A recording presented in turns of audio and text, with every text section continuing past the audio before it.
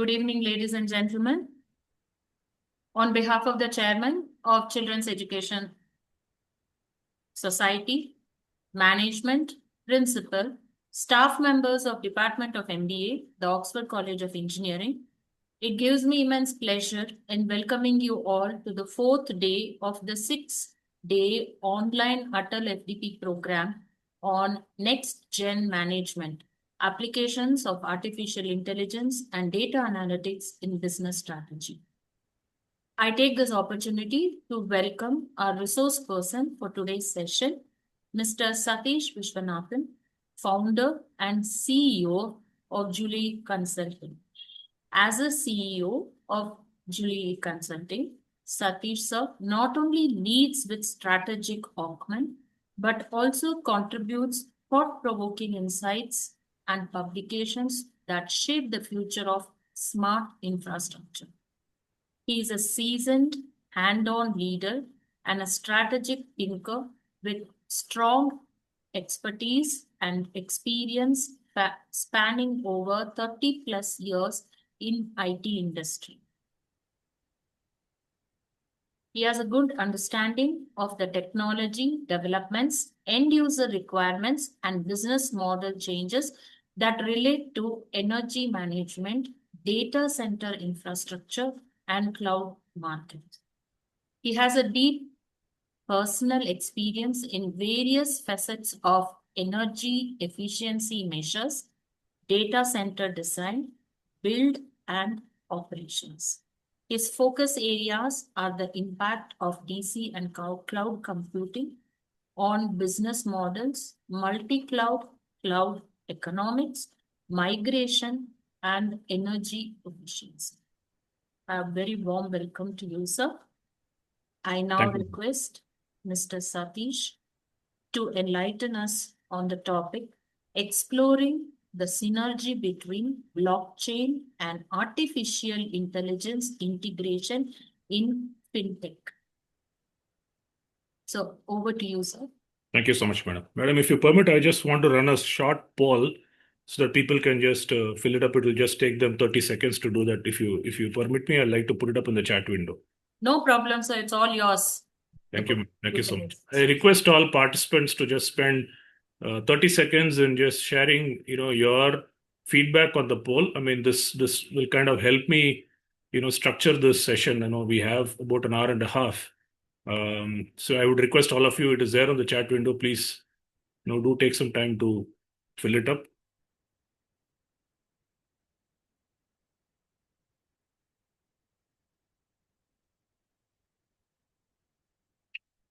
Madam, is my slide moving?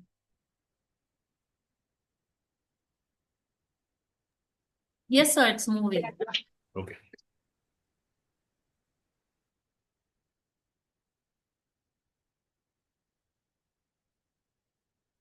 All right, so good evening, everybody. While you just take this, next 1 minute to fill up the poll, I would like to give a quick introduction and context to, what we'll be exploring over the next 90 minutes or so. But before that, I would like to thank Dr. Sahana for giving us this wonderful opportunity to interact, exchange ideas, and share knowledge. By no means am I an expert. So, I am just sharing, what I have acquired as knowledge over the last 3 decades. And, I'll be covering a little bit about the technology aspect. I'll also talk a little bit about the use cases of blockchain, and we'll cover a little bit of AI. AI is, fairly popular, I would say, at this point in time. I mean, a lot of enterprises, a lot of organizations already having invested a lot of infrastructure, to set up solutions around AI. But blockchain is also here to stay, right? I mean, as a concept, as a technology, I think it is relatively mature now. It's been around for a few years, and we'll spend a little bit of time, talking about blockchain. I would like to start from the beginning when we talk about blockchain. Especially how it started, what are the building blocks of blockchain, and then I'll lead you on to a use case on fintech. In fact, Dr. Sahana gave me a very good suggestion that maybe we could cover a little bit on property management system, right? How blockchain plays a critical role in that. While there are many use cases that are possible, I will give you a quick overview of 2 or 3 use cases in other industry, and then we will get into fintech and we'll talk about how blockchain especially becomes a very useful technology when it comes to property management, right? So with that, let me just start my session. I just want to get your attention to if is the graph visible, madam? Yes, sir. Go ahead, sir. It is visible. Your All right. screen is So visible. I just want to take a couple of minutes in talking about one company which I think has been very popular, very successful in creating an ecosystem for blockchain technology to thrive. Right. I mean this company is Ethereum. You can see the market cap and how it has been moving over the last 1 month or so. This is a very popular company, and they have set up a lot of initiatives around blockchain. I would say they're one of the early movers and catalysts who have actually successfully built an ecosystem around blockchain. So I'll spend a few minutes talking about what possibly made them so widely popular. Why is it spoken about so much, and what role they play. But let's just get into a quick introduction of what blockchain is and what are the fundamentals, right? I mean, so what problem does this technology attempt to solve? In simple terms, I mean, it brings in what is known as centralized trust, right? And this becomes very critical because institutions like banks, government, all of them, are looking for a platform which can possibly offer this, not just for transactions between themselves, but also a transaction between citizens, consumers, right? So that's where blockchain comes in, offers a brilliant solution. As I mentioned, I mean, it is decentralized. Um, we call it immutable. When I say immutable, it is something which cannot be changed, right? I mean, something which cannot be edited. Once it is recorded, it stays forever, and that's very important, right? I mean, that's a very critical aspect of blockchain technology. It's very transparent in the sense all of us who are part of a blockchain, network will be seeing the same source of truth, right? And like anything which is digital, it has to be secured cryptographically. And we'll also have to ensure that there is no single point of control or failure in this environment, right? I mean, no one individual or malicious individual can create havoc into this environment. So that's why blockchain is becoming popular, because it's very reliable, right? To give you a very simple analogy for people probably who are new to blockchain, I mean, it is like comparing Google Docs and Microsoft Word, right? So Microsoft Word is intensely personal. What I create stays with me. Whereas anything that is on Google Doc, I will be allowed to share. Other people can look at it, read it, and I can also selectively give them rights, right? So people, don't have to trust each other, but they can trust the system while they're sharing information, right? So that's what, blockchain really, works on. Now, if you look at the trend, the way how this ecosystem is emerging, you may want to look at it across three generations, right? I mean, the first gen was typically about, there's a lot of interest around, Bitcoin, right? I mean, digital money, payments. Last 15 years, I mean, when since the inception, there's a lot of talk around, how Bitcoin is emerging and, what can happen around that. Well, there are plus and minus in that phase. Subsequently, when Ethereum came in, it brought in some standards and structure around Bitcoin, right? It brought in what is known as programmable contracts and applications around, blockchain. So others could build on top of Ethereum and offer value to customers. Now, the third generation, what we are about to witness, is all about, mass adoption. It's about interoperability. Make it, I mean, we have to cut away from the environment of being a silo and then, be available to all, right? So that's where any technology will thrive. We need to reach a critical mass so that we'll have what is known as a network effect where, sheer number of people on this platform will bring in tremendous value into it. Now, if you look at where Ethereum plays a role, I mean, is it a fintech company? It is actually, it cannot be described as a fintech company because it's a platform and it brings in that ecosystem. I mean, if you look at traditional fintech versus blockchain, traditional fintech is all about service specific, whereas blockchain is a decentralized application, right? So we call it DApp or decentralized app, right? And blockchain builds, has its own guardrails, whereas traditional fintech was governed by the banking system, or in an Indian context the RBI, right? I mean, there are very strict guidelines which the fintech companies have to follow. Blockchain has its own set of guidelines, right? And it has built its own ecosystem. So to give you a very simple analogy, if you look at fintech app as an equivalent to buildings, then what Ethereum brings to the equation is it brings in the land, electricity, building code. So it gives you an ecosystem on which you can continue to build buildings, right? So that's where Ethereum plays a very critical role. So blockchain has got essentially six building blocks or the foundational layers where, it actually, if you traverse through that, it'll cover all the critical aspects of blockchain, right? Right from who validates transaction, who can do that, right? Who's authorized to do it? Where is it recorded, right? Where will you keep the data and how does the settlement happen? How does the code run, right, in this entire, platform? What is fueling the system? How do we build it and how do we design? While for the blockchain as a technology, concept can be a separate discussion on its own. Today, we are not going to do a deep dive on the tech part of it. Rather, we are going to do a deep dive on the application part of it, primarily from the context of fintech. So you may want to keep in mind that this is going to be a session which is going to largely focus on the application side of blockchain through the lens of fintech. Now, to give you a background as to when I started off, I said Ethereum has become wildly popular. There are various reasons as to why it has really caught people's attention, right? Right from the founding, members, right? One of the key members is Vitalik, who as a very young person contributed actively to Bitcoin. He was regularly publishing articles in magazines about Bitcoin. He has published a lot of white papers, and it was his vision which started Ethereum as a concept, right? He went and talked about it, spoke about it in various contexts, and he got the attention of people when people realized that this can be something which is revolutionary. And that's how the journey for Ethereum started, right? With this particular gentleman. So whatever he did, the popularity of what he created also rubbed off onto Ethereum, and Ethereum became a more and more well-known platform, right? And as it happens, nothing can be built individually. So gradually, Ethereum started attracting the right kind of alliance partners, right, both from the tech side and from the application side. So Ethereum was supported by companies like Microsoft and Intel from a technology side, and then there were also large players like JP Morgan and Accenture who also became members to this, and all of this created some amount of halo effect which got transferred to Ethereum, right? By virtue of having well-known large brands, Ethereum also started gaining popularity. Not just that, it also created a very large pool of developer community, right? They had their own language on which they were able to build applications. The language typically used by these people is called Solidity, which, if I recall right, I think is similar to C, C++. And, that's how, applications were being written for Ethereum. They also got into strategic partnerships with, MIT and Stanford to gain a whole lot of, interest among some of the best thinkers and programmers globally. And the sheer volume of developer repository available in GitHub also gave it a credibility. When more and more people are adding to the body of knowledge, it becomes a very popular mainstream ecosystem.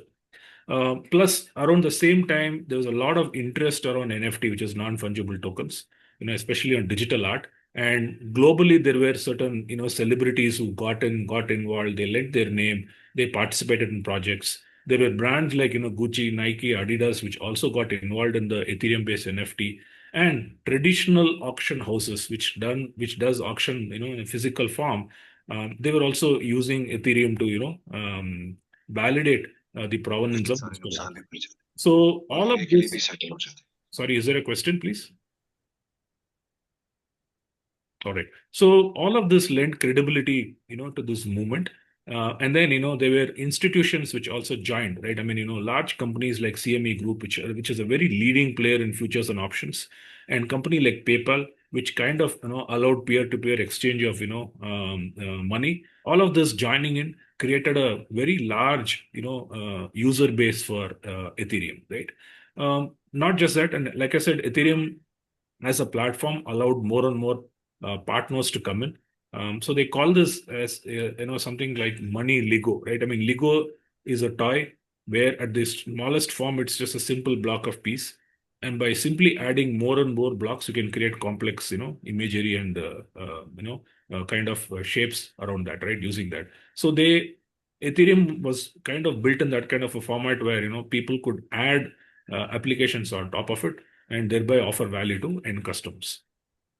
So all of these that Ethereum built created a very, very useful infrastructure, useful ecosystem for more people to get in, right? There was on the developer side as well as on the user side, people were very actively involved in Ethereum, and that created a positive environment where people could run these kind of applications. More importantly, right? I just want to bring one last point to your attention before we move on to the core discussion of blockchain. Anything where you use Bitcoin by nature consumes a lot of power. Use something called as proof of work. So for someone to be validated, they'll have to do solve some cryptographically, very strong algorithms, which requires immense amount of compute and a lot of electricity be provided, right? So that is what I'm bringing to the table when I'm willing to, bring in so much of resources, and that's when the community will, take me in, right? So this is how the nature of Bitcoin was. But Ethereum actually went and changed this whole structure because they realized that for anything that has to be mainstream and adopted, they also need to be careful about the kind of power that they will be utilizing.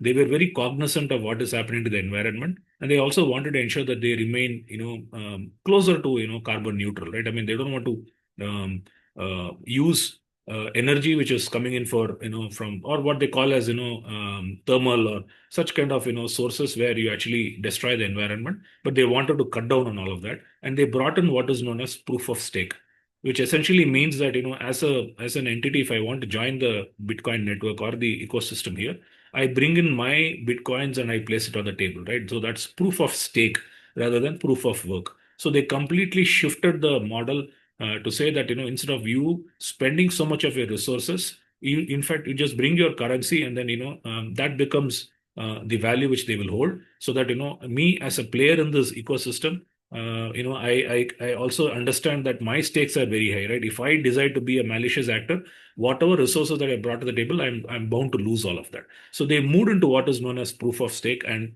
that was called they took a diversion of the chain, and that was called the merge. And through this, they were able to cut down on the electricity significantly, right? I mean, they brought it down by a factor of about 99.9%, and which kind of made this a darling of all of these ESG proponents. And they realize that they are not just doing something gimmicky, but they are genuinely trying to do add value into this financial ecosystem, right? So this is what I wanted to give you a context in terms of what Ethereum has achieved, to give you an idea that we are talking about a world which is, I mean, still very young but growing at a very very rapid pace, and then immensely popular in this space. Okay, so with that, let us start our journey into Bitcoin.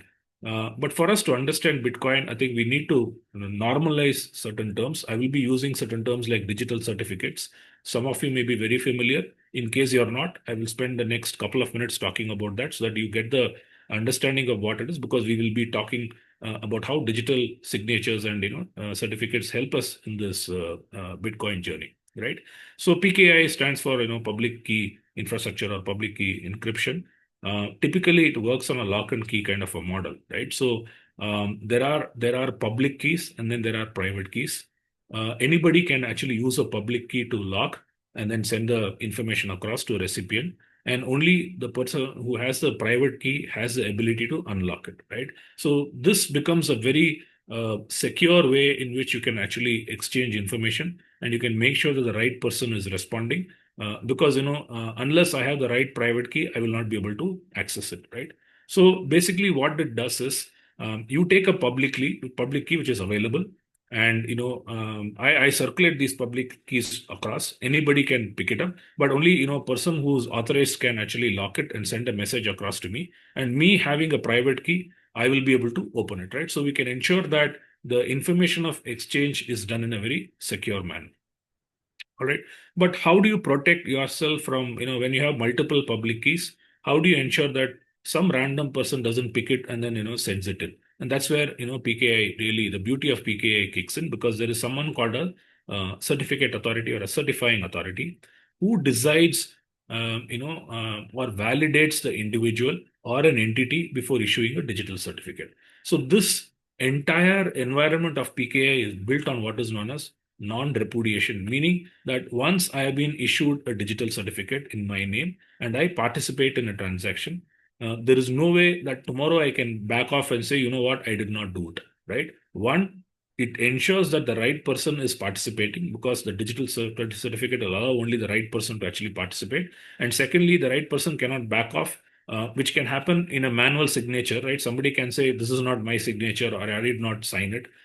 Such kind of things can never happen in this PK environment. And that's why PK environment has become, while it took some time, but now it has become a very, very popular methodology used globally to ensure that trusted parties, can do a transaction between them and either of them know that, they are dealing with the right person.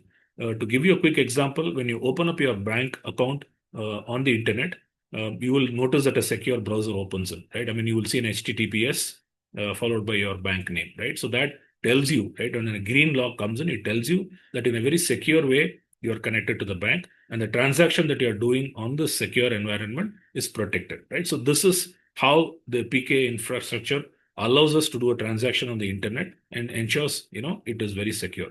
Now, where does this PK get applied? It is applicable, across a host of environments, right? Starting from e-commerce, where you need to do a transaction, a financial transaction between a seller and a buyer or a merchant and a consumer on the internet. It becomes a very secure way of doing this transaction. Or if I'm a remote employee, I'm connecting into my official work environment. How do I authenticate myself? Can be done through PKI, so on and so forth, right? So multiple ways in which this kind of benefits people, right? So there are a few concepts that we covered when we talked about PKI, a few things on authentication and encryption. And the key concept which I wanted you to keep in mind is non-repudiation, where it becomes a legal proof when two parties engage in a transaction and they use a digital certificate, they cannot deny it later. So that's the core value proposition of PK. Now let's get into the key aspect of what we want to talk today, which is blockchain. I will walk you through. This is a very large and a vast topic and very, very technical. So time, I will not be able to do justice in the given time. So please pardon me if I'm not touching some areas which probably may have interest you. Like I said in the beginning, what we are trying to do in today's session is to try and look at use cases so that we get a good understanding how and where we can use blockchain and what business value we can derive out of blockchain, right? So we'll focus on that with the, like I said, with the lens of fintech, so that the learning becomes comprehensive. All right. So as the name suggests, blockchain consists of multiple blocks which are linked together and they form a chain, right? So that's how this name came into being, right?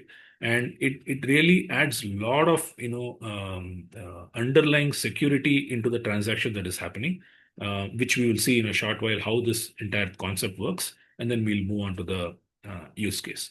So what you need to keep in mind, each of these blocks are linked to each other, and they are very securely connected to each other. So it forms a chain, right? From the first transaction to the current transaction, everything is recorded and maintained.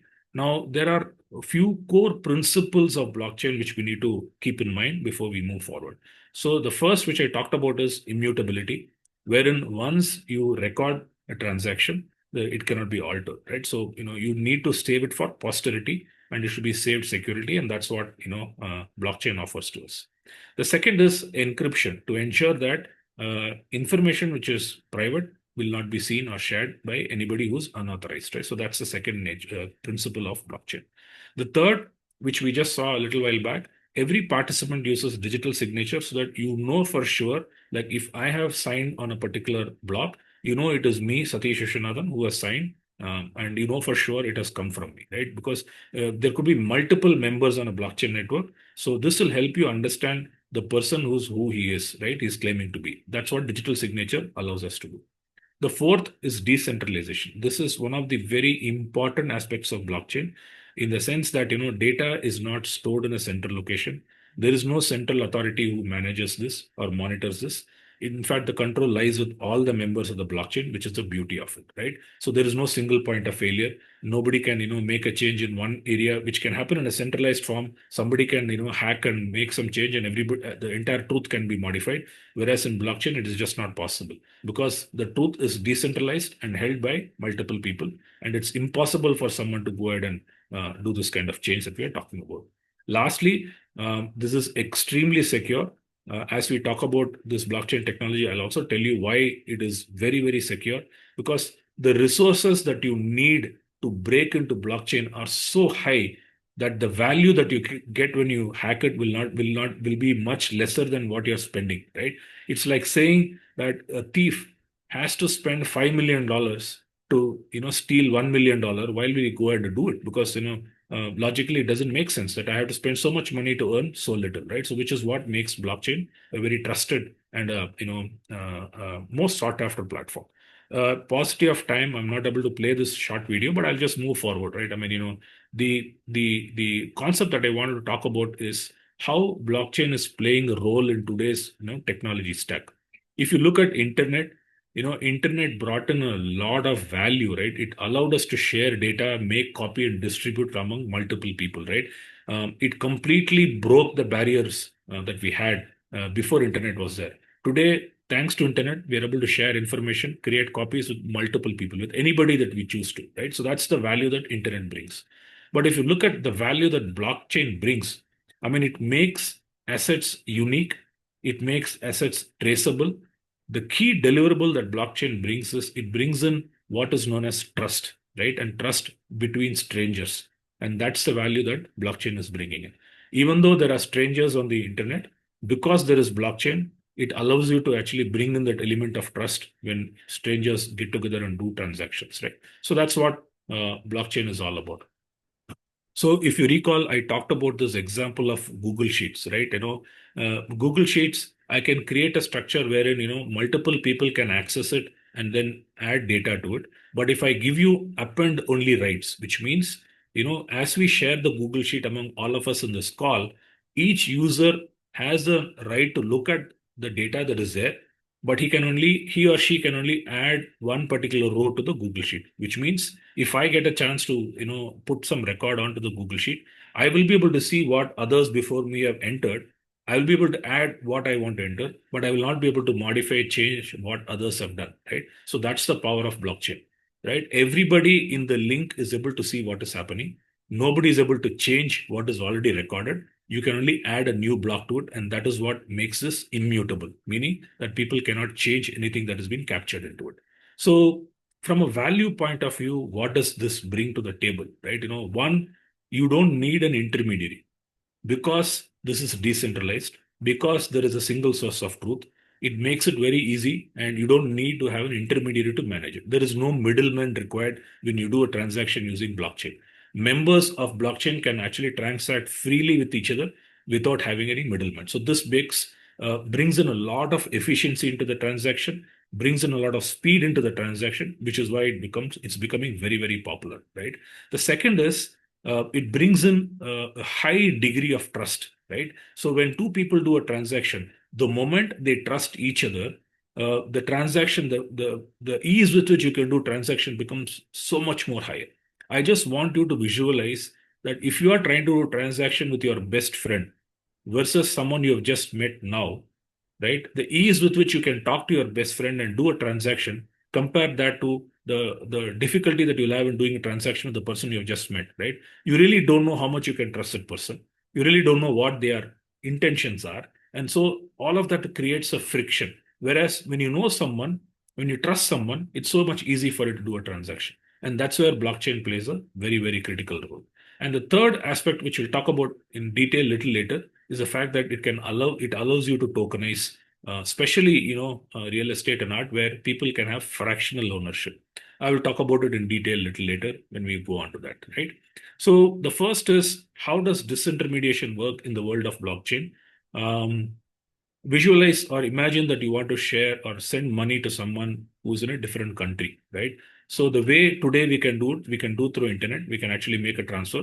So banks use what is known as a Swift, protocol to ensure this money transfers between one entity and the other entity, right? And this takes certain amount of time. The bank has to verify who's sending. Bank has to verify who's receiving. It has a dialogue with the recipient's bank, and then the money transaction happens. So there is some amount of time it takes.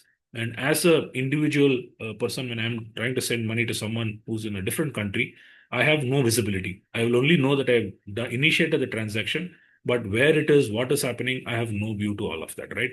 But visualize the same transaction in a blockchain kind of an environment.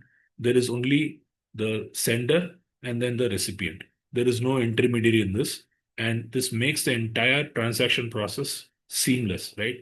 Almost instantaneously, you can complete a transaction because there is no intermediary involved, right? This is the power of a decentralized environment that blockchain brings in.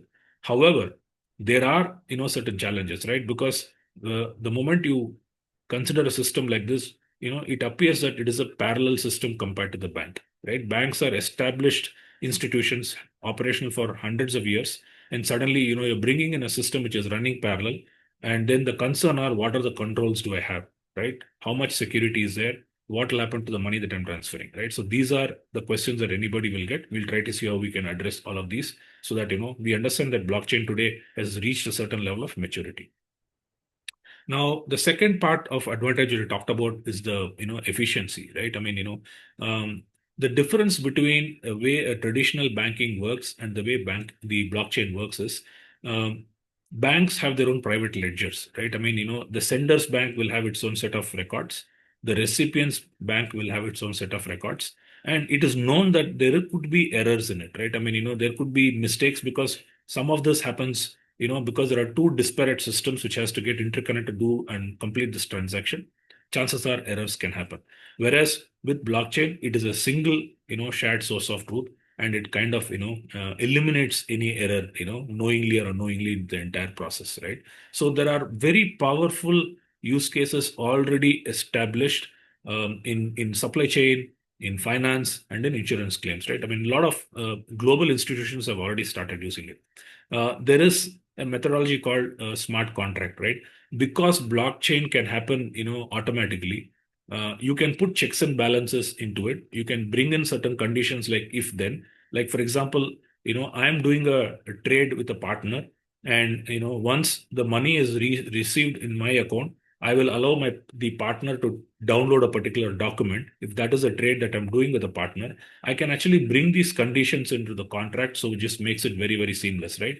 So I put a condition in the contract saying that once the money reaches my account, allow access to the other partner, right? So this becomes a smart way of managing it, and it becomes a very efficient way of managing it, and becomes a very a way in which you can very quickly, consummate this entire transaction because it is done automatically, right? And now let's talk a little bit about the tokenization, which I mentioned, right? This allows, fractional ownership. In fact, I will be talking a little bit more deeper about it when we discuss an example on real estate. But I'll give you a quick context to it, right? I mean, today, if somebody is buying a property and he wants to, develop it and then allow it on, rent, the limitations for this individual is how much money he has and how much can he invest in, how many properties can he invest it. Now, if there is a way that he call can, பண்றது இது வருது. அம்மாச்சி தான் கால் பண்ணிருக்கு இது வருது. so if there is a way to manage this better, right? If there is a way that the person or entity எப்ப is call able to பண்ணுது access funds from multiple people, so that it enables them to actually do a much larger value of இப்பதான் transaction 10 நிமிஷத்துக்கு with முன்னாடி multiple owners. I think that's where tokenization really helps. So you can have இது multiple மேல எடுத்து people. இங்க வச்சிருவோமா தானே Sorry, is someone talking, please? Can you mute yourself? Thank you. All right. So broadly, right, I mean, when you talk about the use cases for blockchain, there are two large types in which you can bucket it, right? The first is a public blockchain where it is permissionless and anybody from the general public can actually, try to get into it, right? It is by design, it is meant to be thrown open to multiple people. Now, there is also something called as a private or a permission blockchain where it can happen business to business, right? Wherein it becomes a very small group and only trusted members are invited to join. Both models exist today. Something which is permissioned and private, something which is permissionless and thrown open to the public. So you can have blockchain in a controlled environment where it is private, and you can throw it open to the public, and you can have as many people to get in. Let's just understand these concepts very quickly also, right? So the key difference between the two is, like I mentioned, in a public or a permissionless blockchain, anybody, right, can, I mean, as long as they fulfill certain criteria, they're allowed to join the network. In a permission, it is only restricted. You decide who has to become part of it, right? For example, if we create a blockchain of educational institutions, logically we'll allow only members of educational institutions, stakeholder of educational institutions to participate, and may not be from an additional industry, right? Or banks could create a permissioned private, blockchain which allows only members of other banks to join. So these are the two forms structures that are available. However, there is also a third structure called as a consortium, right? Where between organizations you can do, but you can visualize this that this is a special case of a private permission blockchain, which is what is known as a consortium blockchain. All right. So quick comparison between the three. You will notice that while there are benefits in each of these, there is nothing like, you may have to choose one or over the other. The use case decides which way you will operate, right? If you want a large amount of people from the public to access it, obviously you have to go to the public way.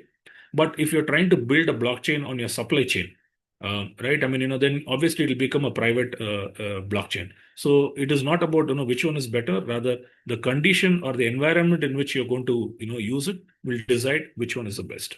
Now, I will walk you through, some relatively simple use cases before we go on to the main part of our discussion, which is fintech, right?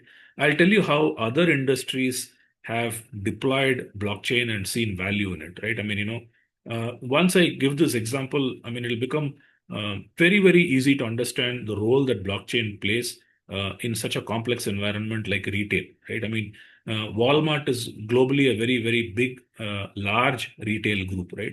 So in this example, we will see how Walmart has used blockchain to add value, not just to itself, but also to its customers. Now, let's look at what happens, right? I mean, for example, if there is a farmer, who is, harvesting mangoes and he wants to, sell it into Walmart's retail outlet, what he or she does in the first place is, right? I mean, they harvest the mangoes, put it on a crate, and there is a barcode which they will scan, or there will be an RFID tag which is attached to the crate, right? So what does this contain, right? So this becomes the first record on the chain of the blockchain, right? The first record talks about the product that is being sourced. In this case, it is mango. You also want to identify the farmer, his ID. Maybe you want to add his geolocation, right? If he's got multiple farms, you may want to say from which farm you have plucked this particular batch of mangoes. So you will capture that. You will also capture a timestamp of the harvest, right? What time did this activity complete? And who is doing it, right? I mean, the name of the farmer and what he's doing. All of this digitally gets captured and then that is logged into the blockchain. So the moment the first block is created, it becomes very easy for anyone to identify who is the farmer, where is the farm location, and at what time, and what was the produce that was packed and sent, right? So this is how you start creating the blockchain process. This is step one of the chain. The second chain in this could be the mangoes have reached a packing, facility where they receive the mangoes from the farmer, they wash it, grade it, depending upon size, quality, and then they repack it and put their logo into it. For example, farmer just sends it in large crates, and the packaging unit sizes it, batches it, and then freshly repacks it, and then they add that information into the blockchain. Now, what information goes into it? The name of the packing entity goes into it. The batch number is loaded into it. And they also decide, right, how many boxes they have, worked on, and that gets, captured into it. The third leg of the journey for the mango comes to the shipping or the logistics environment. Now, mango being a perishable fruit, we'll have to store it under certain regulated conditions, right? Most vegetables and fruits need to be stored under a regulated condition. So typically, reefers or these refrigerated trucks, you have a temperature of around 4 degrees centigrade in which you keep the produce, right? So the third part of this, here you will probably create a third record which talks about which is a transit company, right? I mean, in this case, it could be a company called Cool Transit. They will also identify the truck in which it is, loaded and the temperature in which they are storing it. All of this piece of information is loaded onto this, blocks. And at every part where this transit happens, you may create a new record if there is a handover that is happening.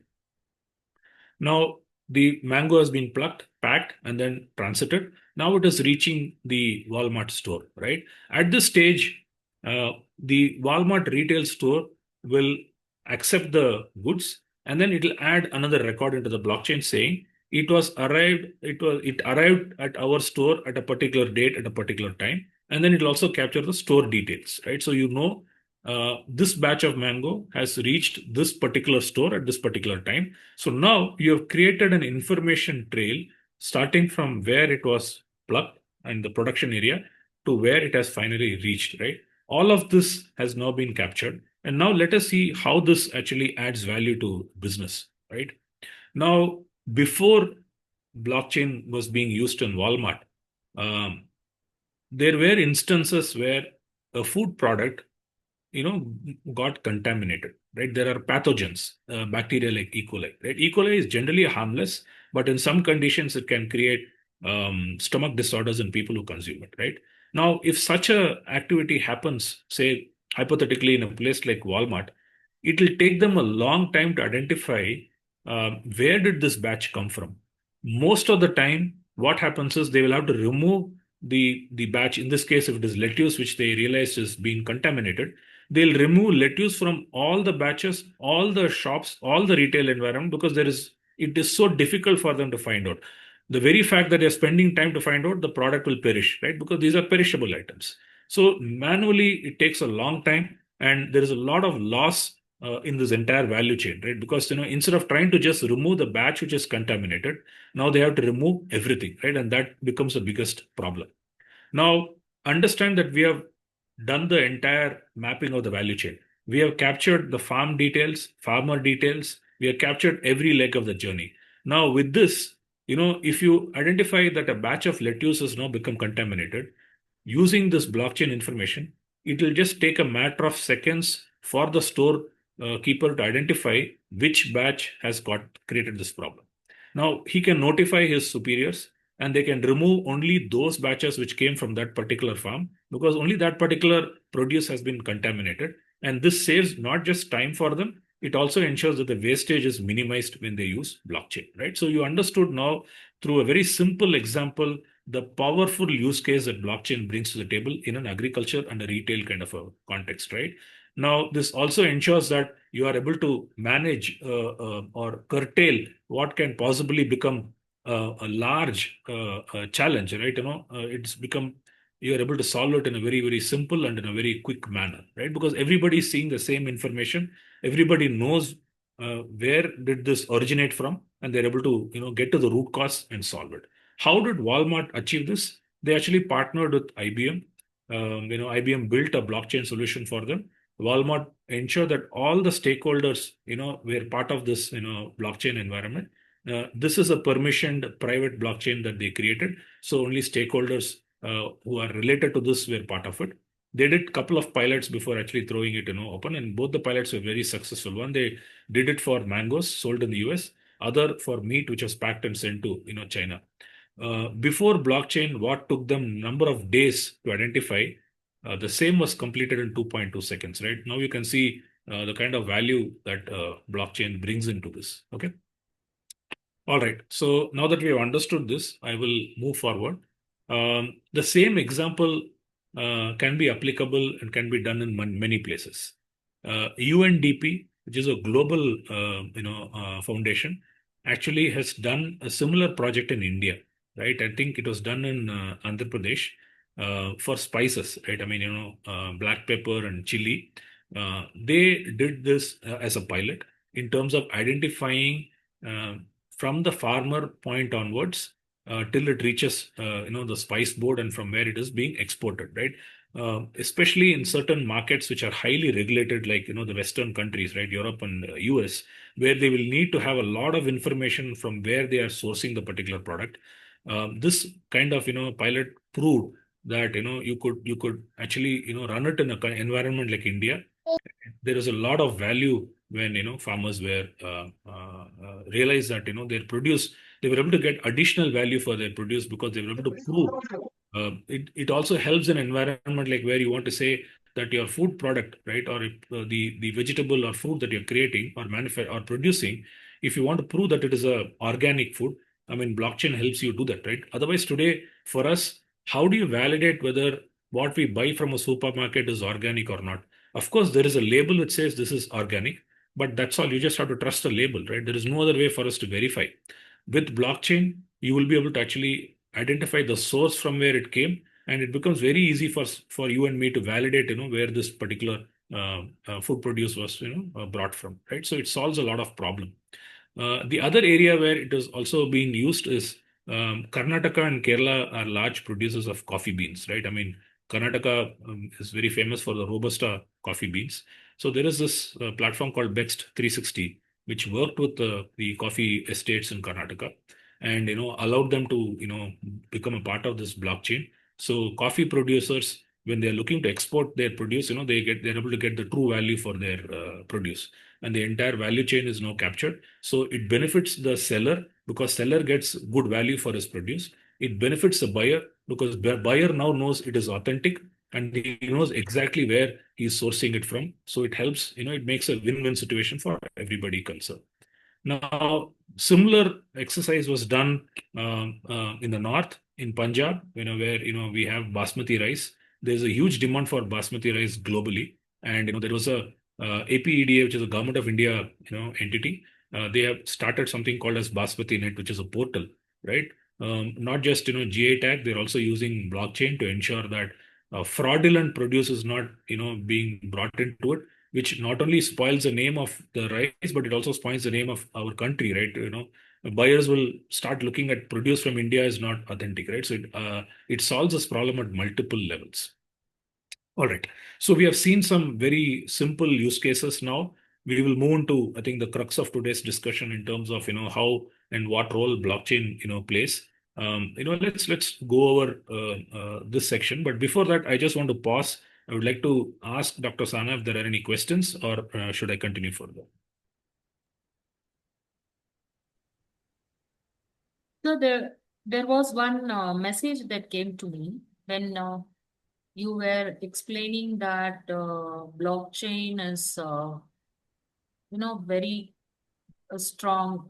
Is it really that blockchain is fully tamper-proof?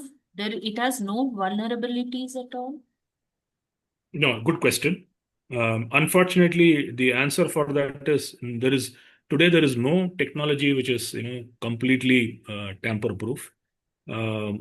I mean, like all things that we need to take even this with a pinch of salt. There are attacks possible even on blockchain. I'll just talk about one possible attack, which is 51% value, which means that blockchain works in the principle of who's controlling the entire network, right? If I have resources and if I'm able to control a large portion of the blockchain, because it works on trust, it works on who has maximum control over it. There could be a chance that if someone has more than 51%, they could do something malicious in it.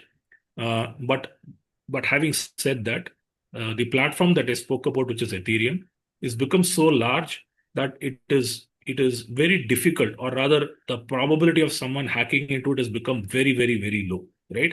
But for the same cannot be said about all blockchains. So, to answer that question, is it 100% tamper-proof? Unfortunately, not. But is it secure? It is by far one of the most secure platforms to run transactions. Okay, sir. Yeah. Thank you, sir. Okay, I'll proceed further with this use case. I think this Yes, is sir. Yes, sir. this is exactly what we wanted to run today. So far, what we have seen is Satish sir, yes, please. This is Dr. Ajit from Symbiosis Nagpur. Yeah. Yeah, so I'm taking this course here, fintech, and a techfin as well. So that's why I have more interest and curious about what exactly you spoke about.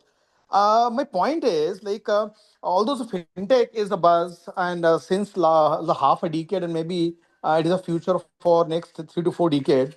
My point is how India is ready, because the kind of maybe the API, or maybe the kind of the ecosystem, or the kind of infrastructure which is required to just amalgamate this fintech technology, or maybe a blockchain. What do you think that how do you see this prospect in the country, like especially in India? No, it's a great question, sir.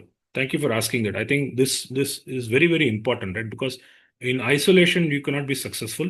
You need to have a thriving ecosystem which supports all the parts of what we are attempting to do, and that's when this can become a success. very quickly, I'll try to give you, because this by itself merits a separate discussion. We can definitely take this conversation offline if you're interested. But I'll give you my perspective as to why I am being very optimistic about what you just asked me, right? If you look at India, we have probably the best of the developers available, right? When it comes to skill, I think we are probably the number one in the world when it comes to availability of skill for running such kind of programs. Point number two, you need infrastructure. Skill alone is not enough. Manpower alone is not enough. Now, when it comes to infrastructure, in the last 5 years, right, data centers, GPUs, compute power, there is a huge investment happening in India. I'll give you a context, right? I mean, for a long time, India, we were having our total data center capacity was around 1.2 gigawatts, right? Now, in the next 5 years, the growth is going to be 3 times more.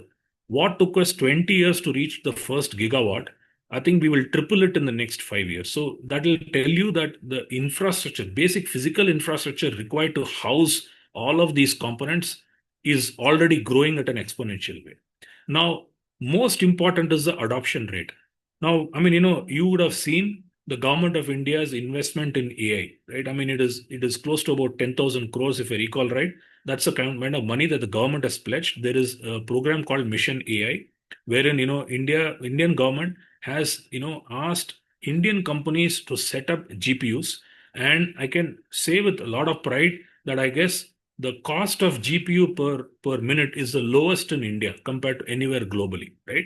So I think we are making progress in multiple domains in multiple areas, and I think all of this eventually should create the right ecosystem for this to flourish. I'm not sure if I answered your question, but I just want to tell you that I think we are building the ecosystem around to ensure that this all of this grows and grows very quickly. But happy to take this conversation offline and we could have a more detailed discussion, sir. Sure, sure. Thank you, thank you. Actually, sir, but just I'll stop because do look at the positive of time. Actually, I was on the same point that having only skill is not going to suffice the purpose. But as you mentioned, there are three different categories the government is also doing, and we are on the infrastructure. So definitely, sir, I think I could see, and I'm also positive. Thank you, sir, very much. Thank you. All right. So let me just move on. While I'm using the word fintech, I think you will see this example is much more powerful. And I would like to thank Dr. Sana for pointing this out to me, saying that this possibly could be a point of discussion. I think we'll talk about the use case that we are going to talk about is property registration. So whenever I say fintech, I want you to get that in your mind and not look at it as fintech as a startup or in that kind of an environment, but how not just a financial transaction happening on top of blockchain, but multiple associated activities happening around it, right? So with that, let's just start off. Okay. Some of this I've already discussed, so I will just move forward in the interest of time, and I'll get into the core, right? So like I suggested, let's take this use case as to how government of India, some of the state government, because property is a federal subject coming under the control of state governments. Let's see how they are tackling this, right? So before we get into the use case, we need to understand what are the challenges in this area, right? I mean, I'm sure all of you in this call would have encountered, this transaction at some point in your life of doing a property registration, right? I mean, all of us understand that there are challenges in foundational challenges in the way the system works in India, right? And the solution lies in actually doing something futuristic, right? We have to do something transformational in this environment, right? And we are looking at how technology can possibly be the enabler in this conundrum, right? So, like most countries, right, India follows a system where what is known as presumptive system, right?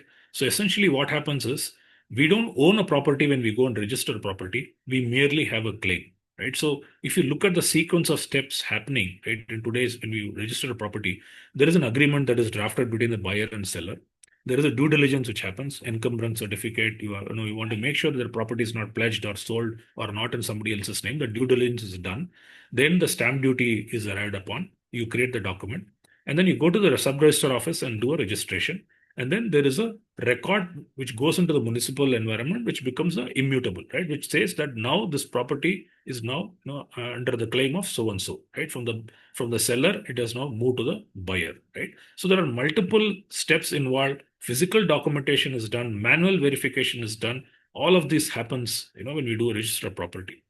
Now, if the challenge is not in one dimension, the challenge is across dimensions, right? We have a huge problem at hand in terms of forgery, duplicacy of sale, impersonation. And all of these happens, right? It is not new. All of this is happening because there is a lack of transparency, right? The process is so opaque that bad actors can actually make use of it and do corrupt practices there, right? And also the entire process takes time. Things cannot happen very, very quickly when it comes to a property transaction in India. And there is a lot of uncertainty, right? The due diligence happens because there is no single source of truth. And you need to actually dig deeper. Otherwise, it can lead to a litigation in the future. Now, I was reading an article, proposed by CPR India, which is one of the leading think tanks, creates public policies in India, right? The way they have articulated the challenge, it tells the seriousness of this problem that we are facing now. If you look at the scale of India's, land conflict, right? Just the human impact of it, it says almost 7.5 million people today are affected by a land conflict, right? They're somewhere they're challenged by this process. The amount of land mass affected is 2.5 million hectares, right? It's a massive land mass. It is comparable to some countries in Europe, the land mass that I'm talking about. Now, in terms of economic value, right, which is under litigation, that is $200 billion of money, of potential money, which is being threatened, right? Now, not just that, this is one side of the problem. Now, when people have a problem, they go for a litigation. Now, look at the burden is now also shared by the judicial system in India. Okay. Now, you have these problems across all levels of courts in India. There are land disputes, being fought across, right? Today they are the largest when it comes to judicial pendency, right? And this article goes on to qualify and say 66% of civil cases are related to land and property, right? It's becoming a vexing problem in India. Not just that, it has reached the apex court today. 25% of all these cases now go to Supreme Court.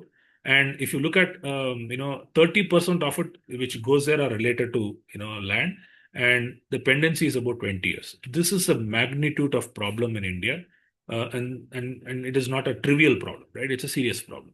But of course, there are acts like RERA which has come into play, which happened recently about 7-8 years back. But the challenge with RERA is it is futuristic, right? What is going to happen in the next transaction? It kind of gives you some relief. But what about the problem which is pending, problem which is already persisting? It doesn't talk about that, right? So that's one challenge. Now, we have a lot of developers. Why can't we create an app and then solve it? No, it doesn't work like that. For the simple reason, land records, are maintained for centuries. If you look at the mother document, it could be 100 years old, right? And land is a federal subject, right? It is coming under the state governance. So which means when you want to buy across state, it requires some amount of interoperability. Now, the Indian Evidence Act 1872, obviously there was a new law which came in very recently, but the original law was not conclusive, right? And lastly, the digital divide. How many citizens in India today have access to all of these digital records, right?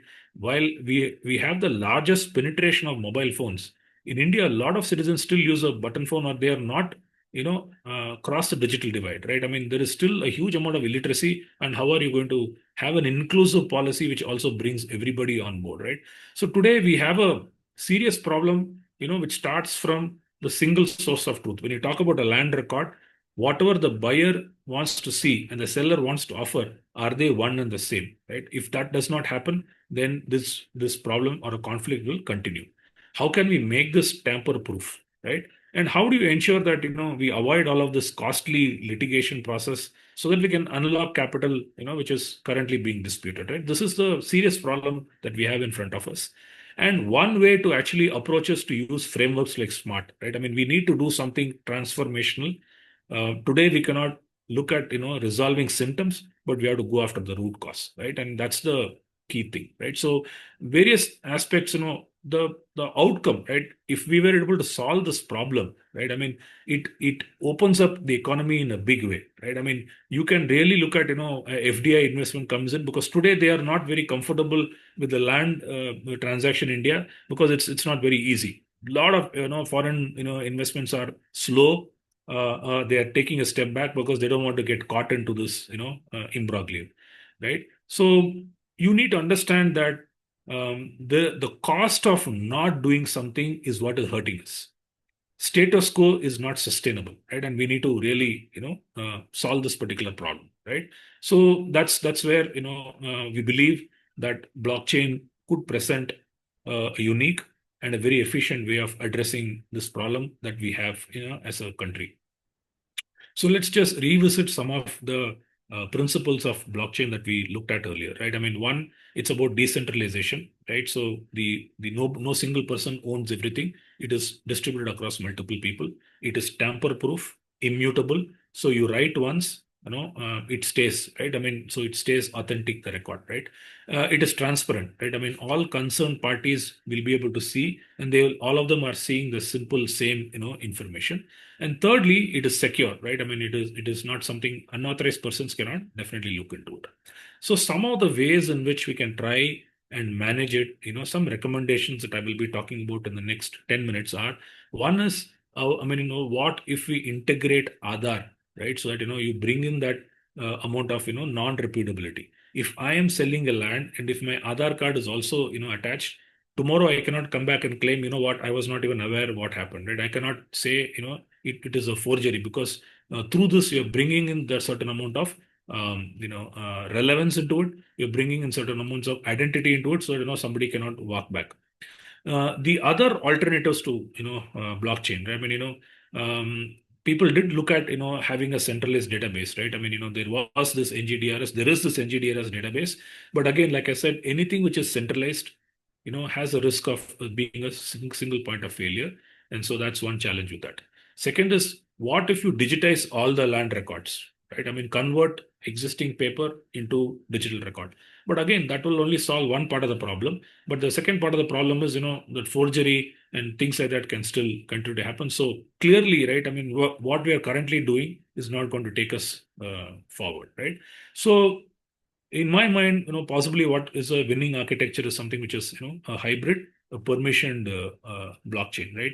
You do it in a controlled environment, but you allow people, the relevant stakeholders to come in, the government, the buyer, the seller, and the financial institution, if you want to hypothecate the land, right? All of this could become the key stakeholders, and depending upon the case, you may want to add additional stakeholders.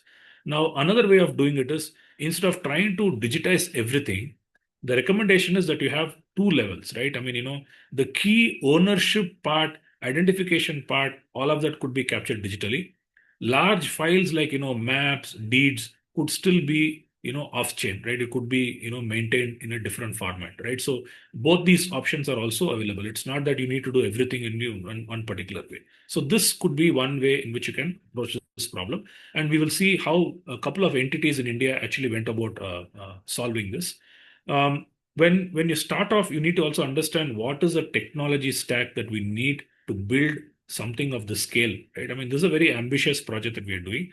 So one option could be, from a protocol point of view, there is something called a Hyperledger fabric, which is an enterprise grade, which is very scalable and modular. So maybe we could start with that. Second is, how do you ensure consensus among all the players, right? I mean, in the world of decentralization, right, when there is a lot of equals around, there is one challenge, right? I mean, the challenge is known as the Byzantine general problem.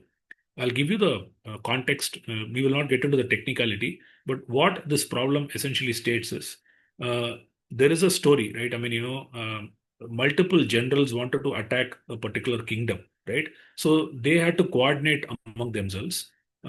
Each was stationed with his own set of army at different parts around the kingdom, right? And they had to coordinate among themselves, saying that at a particular time, they all have to go and attack the enemy, or at a particular time, all of them have to retreat. There are only two options in front of them. But now all of them will have to agree and then do it. And the only way to communicate across to all of them is through a messenger. Now, risk in this situation is, what if some generals turn rogue? What if you cannot trust some of these generals? How do you manage such a decentralized environment? So to cut the long story short, this is what is a problem, right? When you have a decentralized model, how do you manage trust? How do you know who's working in their own interest rather than everybody's interest?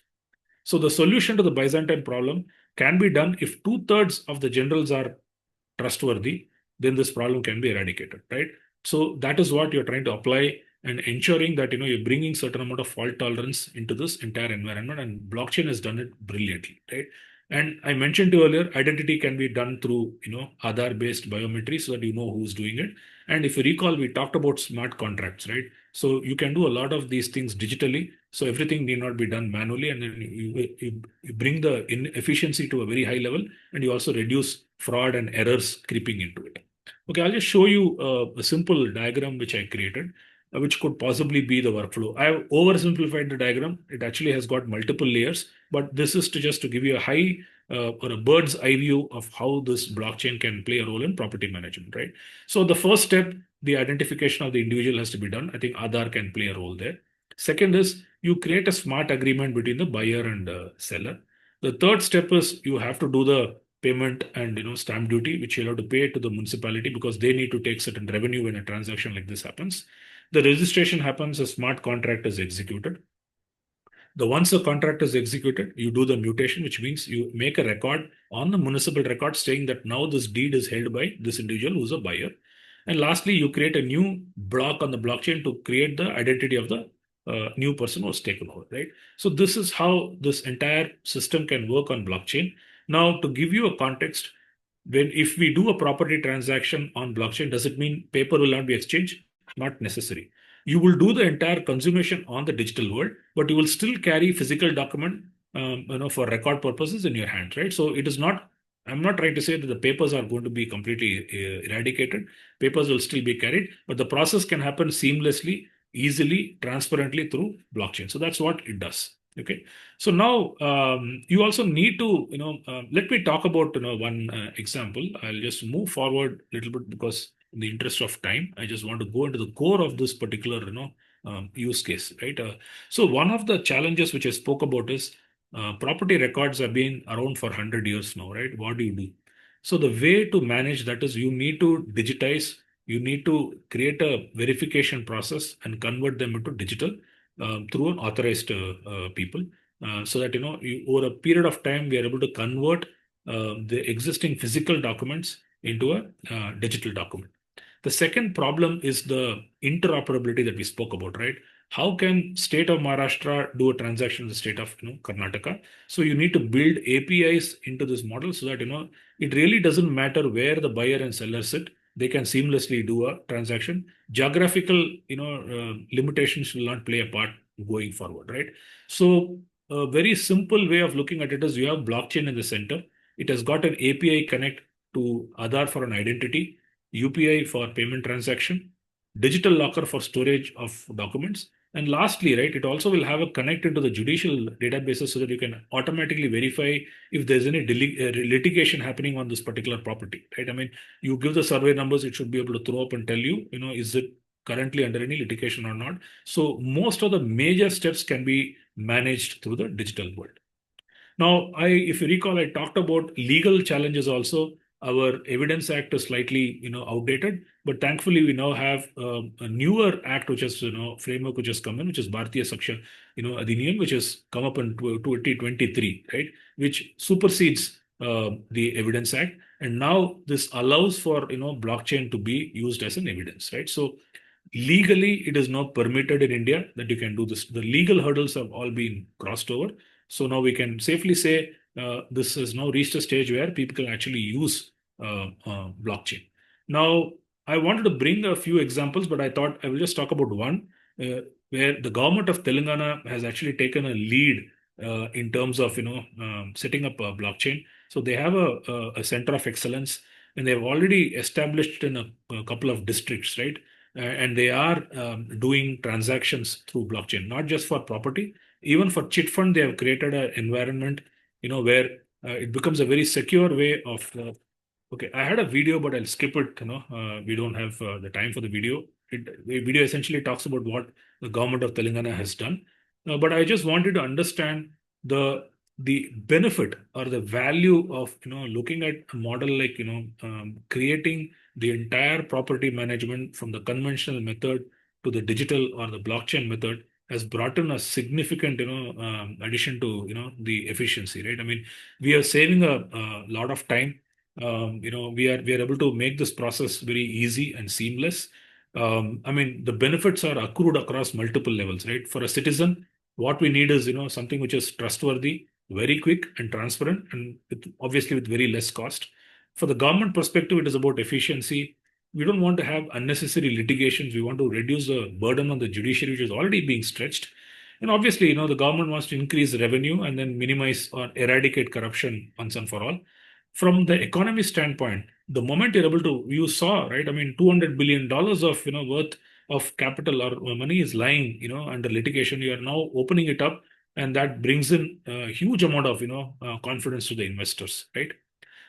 So on top of it, now you can actually, once you create the foundation for property management through blockchain, you can actually now build multiple layers on top of it, right? You can offer things like fractional ownership. If you recall, I talked about tokenization. So you can actually, if somebody wants to, set up a mall and they don't have enough capital, they can actually bring in multiple shareholders. That is what REIT allows us to do, right? Real Estate Investment Trust allows us to promote property across, but it's a very regulated way of doing it, right? Because once you are able to collect money from multiple shareholders and you create this project and then get into the market, whatever profit you're accruing, 90% of the profit has to be distributed among the shareholders. So it also protects the shareholders' interest, right? So two things happen. One, it allows for a fractional ownership. So the promoter of the real estate project doesn't have to worry about bringing in funds. He can actually raise funds in the market and then go about doing it. So it's win-win for the small investor as well as for the promoter who wants to do a very, very large project. The second benefit is in terms of bringing in applications built on top of blockchain. Once we are able to solve this problem of ownership and bringing in transparency, you can actually create a lot of technology around that, right? I mean, prop tech like fintech can become a hugely popular application that can be created. Tenancy, ownership, valuation, it kind of solves problems at multiple levels so people can unlock value on their property, right? And lastly, right, I mean, like I said, on the real estate side, I think it kind of brings in a lot of ease of operation, brings in trust, and, overall, it kind of adds to the well-being of the economy, right? So what I wanted to highlight in this part of the session that we talked about is the fact that, this is not new, right? Blockchain as a technology has been existing and has been around for a while. And I also wanted to just walk through in the limited time that we have to give you a heads up in terms of how, right, the property management system is currently, right? And at least in some governments, which are like I mentioned, they've already started establishing this. They've done pilots and now they're actually, rolling it out to other districts. The vision is to have all across the state the ability to run blockchain so that, it brings in transparency, it eliminates corruption, and for the citizen, it brings down the cost of, managing. So this is where we are as a country. Before we, finalize, Dr. Sana, do I have 5 minutes to quickly touch upon the AI part of it? Sure, sir. You can go ahead. Yeah, I'll just spend 5 minutes and I'll throw it open for Q&A at 7:20. Yeah. So the second part of what I wanted to talk about is, right, I mean, how AI, how we can actually now derive value out of AI, because AI is something which is now, it's a hot topic, right? I mean, there are a lot of people talking about it, a lot of innovation happening around it. I just wanted to introduce some of these names. Most of you may be very familiar, right? I mean, there are, terms like foundational models, LLMs, SLMs, what we are talking about. And how do they impact fintech industry? Largely, right? AI helps automating processes. I mean, at the ground level, that's where AI is hugely popular in fintech. Apart from that, it helps in decision making, right? I mean, we use this term called data-driven decision making. The moment it gives a lot of meaningful insights to data, right? Decision making becomes very easy, right? And thirdly, customer experience is improved significantly when you're able to cut down process time, make it easier for our client. So all of this is adding value, in the fintech industry. So let's look at LLM first, and let's see, how and what kind of a role it plays in fintech. Broadly, right? I mean, LLM is very general and open-ended, right? I mean, it's a large language model. It solves or talks about general conditions, and it is open-ended. So that is why it's called as an LLM. Where do people in fintech they are using LLMs? Like, for example, JP Morgan, they are working along with OpenAI to address challenges for their own employees. About 60,000 employees, existing documents that they have been accumulating over a period of time. How do they improve productivity? When an employee wants to access a particular document, search for a particular information among piles of documents that they have, AI is solving this problem in a big time for them.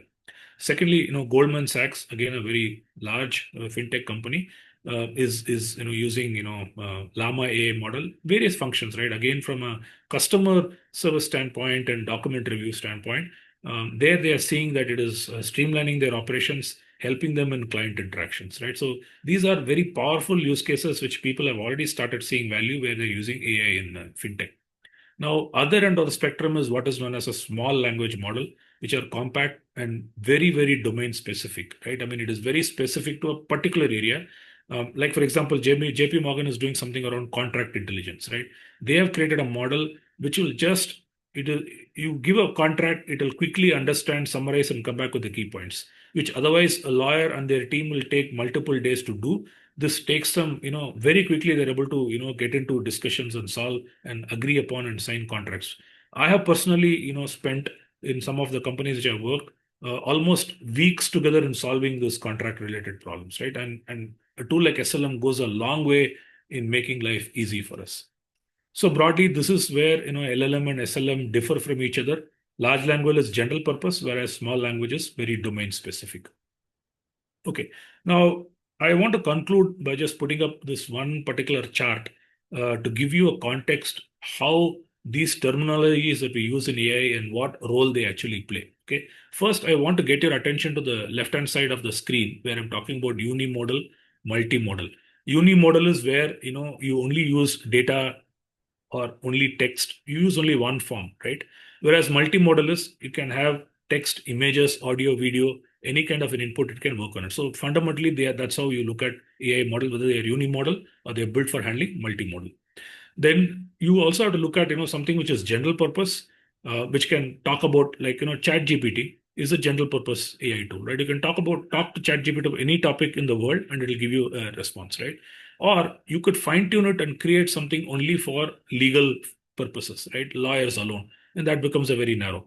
Or it could also be for medical practitioners. So broadly, these are the four dimensions.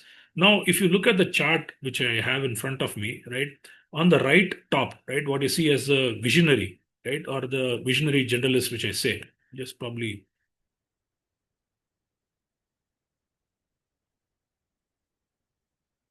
If you look at this quadrant, right, I mean, tools like ChatGPT 4 and Gemini, right, I mean, they are multimodal and generic, which means you can use text, images, you can use it for, generational AI across multiple formats.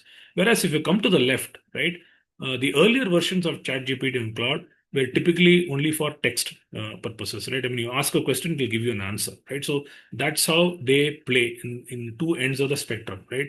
Ability to handle voice, video, text, ability to handle only one.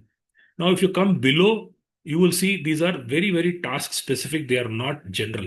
Like, for example, on the right lower quadrant, you can think of an autonomous car, right? I mean, the purpose of this engine is only to support the decision making, right? I mean, there is radar information, camera information, everything comes to the car. So a driverless car processes all of this information and also the street view, and then it has to traverse across on the road. It has to make decisions whether it has to stop, it has to move forward. If it has to move at what speed, it has to move forward. So this engine is built only to handle movement of this vehicle in a terrain.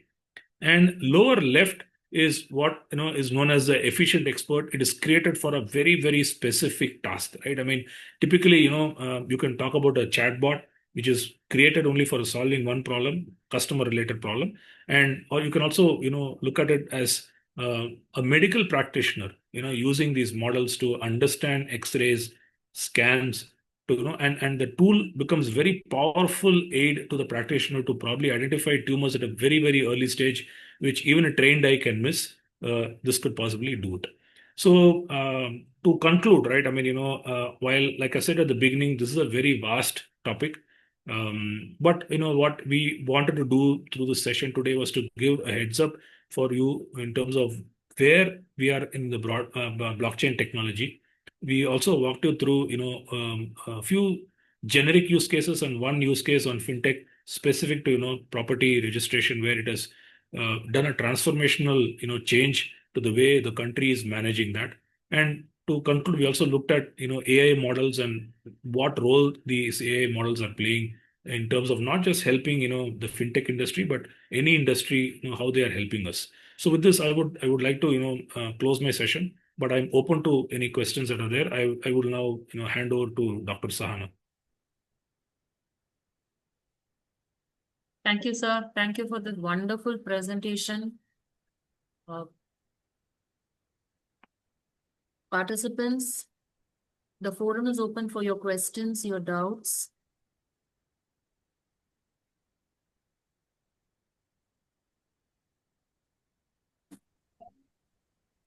Professor, good evening, Professor. This is Dr. Sai Chandra speaking. Yeah, good evening. Please go ahead. I can hear you. Hello. Go ahead, please. Am I audible? Yes, yes, sir, Sir, you're it's a audible. great You're audible. section. Thank you, ma'am. Thank you, ma'am. Sir, it's a very great session. Can you please give me a suggestion that how could I bring this thing to the classroom of the students? How can I introduce these technologies? How can I use these technologies as a faculty to the students in the classroom? Can any suggestions for that? Sir, if you can help me say, what are these students? I mean, they are management students. What are they studying basically? Management students, sir, especially I was refers to. Sir, my suggestion, I mean, or my recommendation here would be, obviously you are better equipped to take the final call. One way to take this to management students is technology for management. Focusing on the business value of these technologies, right? I mean, today a lot of courses are there where MBA students study technology for management. I think one way to do this is to introduce this concept of blockchain and how businesses can derive value by adopting such technology. If you recall, e-commerce used to be a big component, one big topic which MBA students study.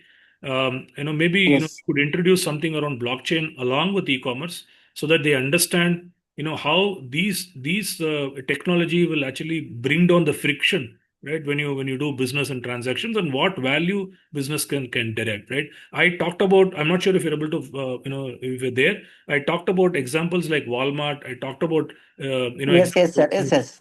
So it But doesn't I depend just on. want to know, just now you have related to the subject, right? That for that point I was asking. No, actually, Business, it is related to business analytics side. Should we go, or as economic side? Should we go? That is a point of doubt I was having.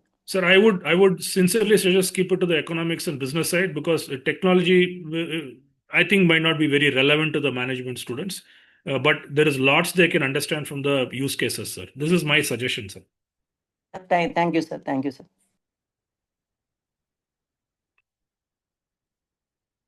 While others are probably preparing their questions, I just have a request. I have just dropped in another link on the chat box.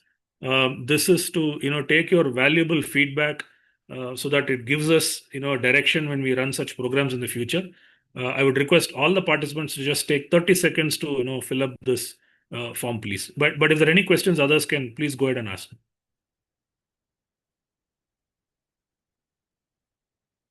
Satish, sir, I have a query. Please. In future, is there going to be a very prominent merging of blockchain technology with AI, with IoT, cloud system? Is this going to transform the way finance activities are going to happen? Madam, I think there are multiple parts to your question. I will probably try to address the first part of it. You talked about merging of some of these technologies. That is already happening, madam. Blockchain today can be delivered from the cloud also, right? So some of these applications are cloud-based. So that is already happening, right? So that what the advantages of cloud, all of us know that it can bring down the cost of this service very, very drastically low, and it will democratize such kind of services. So definitely that is something that is happening. Now AI, AI is something, in my viewpoint, it can be applicable across all domains. When we talk blockchain and cloud, it is not mutually exclusive. Like you rightly said, all of these technologies will merge and they will converge at some point, right? It is happening at some small degree at this point in time, but I think in the next few years, when AI becomes more and more affordable, this convergence will happen at a faster rate.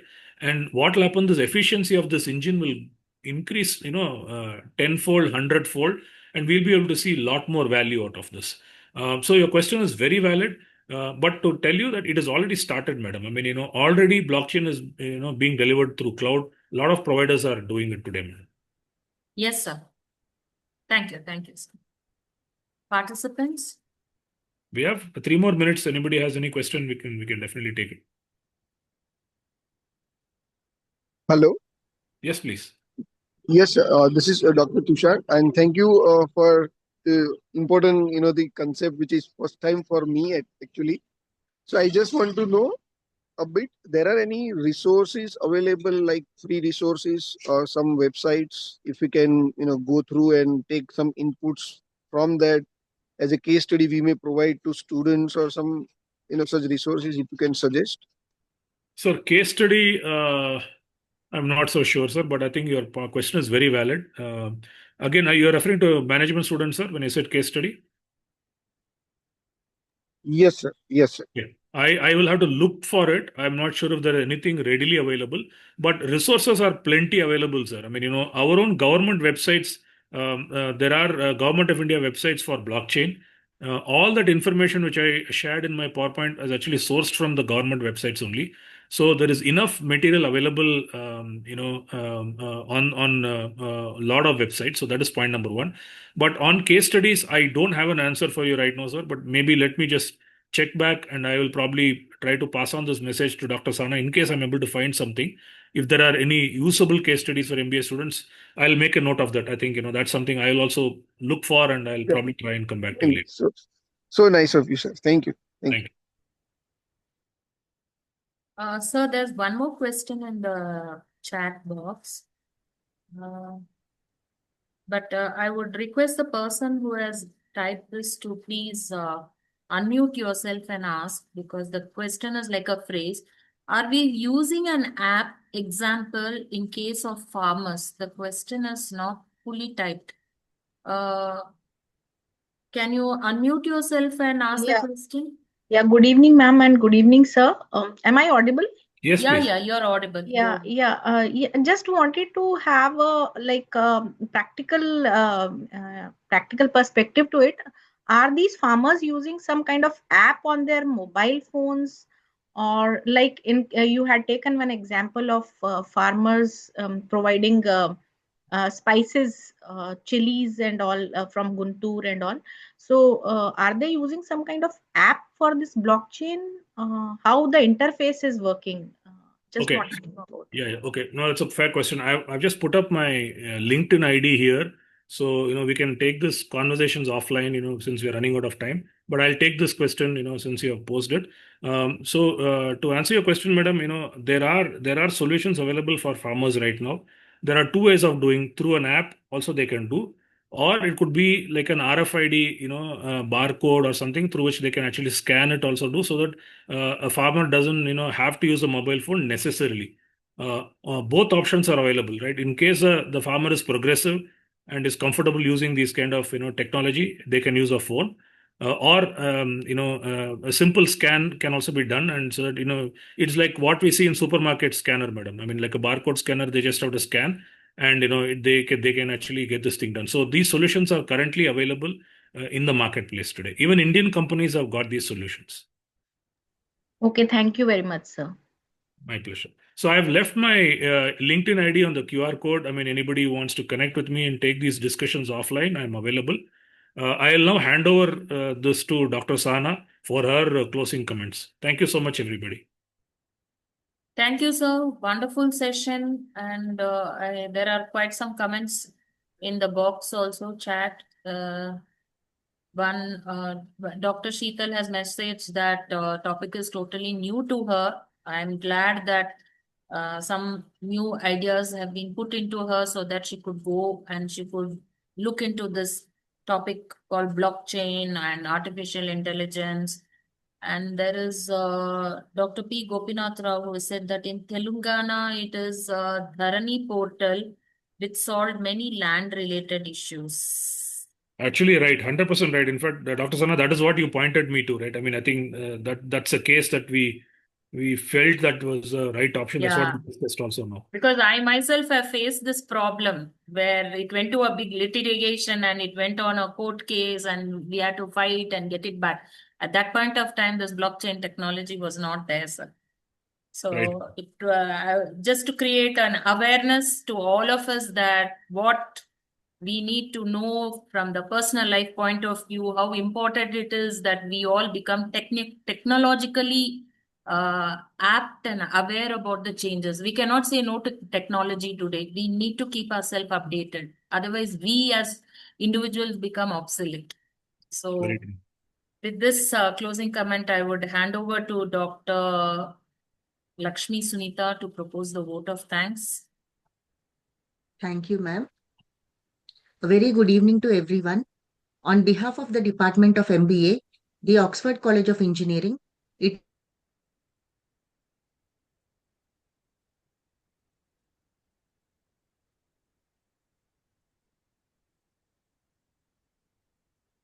Sunita ma'am.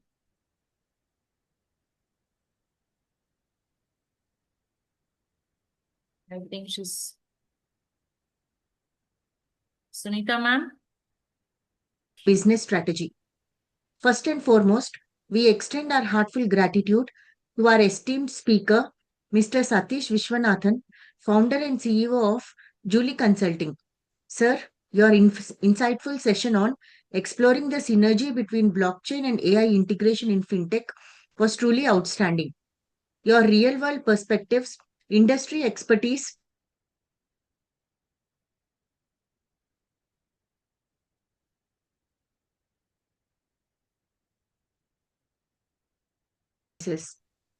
we are sincerely grateful to your time, your knowledge, and your valuable contributions to this FDP. I express my deep gratitude to our chairman, Dr. SNVL Narasimharaj Garu, for his inspiring leadership and unwavering support in advancing academic excellence across all our programs. We also express our sincere thanks to Dr. Rakesh SG, Principal, for his continuous encouragement and guidance, which have been instrumental in the smooth conduct of this FDP. Finally, we thank all the participants for your active engagement, thoughtful questions, and enthusiastic response. Your involvement enriches the learning experience for all. Once again, we express our heartfelt thanks to everyone who made this session meaningful and successful. Thank you and have a wonderful evening. Thank you so much. Thank you, sir. Thank you very much. Thank you, madam. Thanks to everybody. Thanks. Thanks a lot, sir. Thank you. Thank you very much.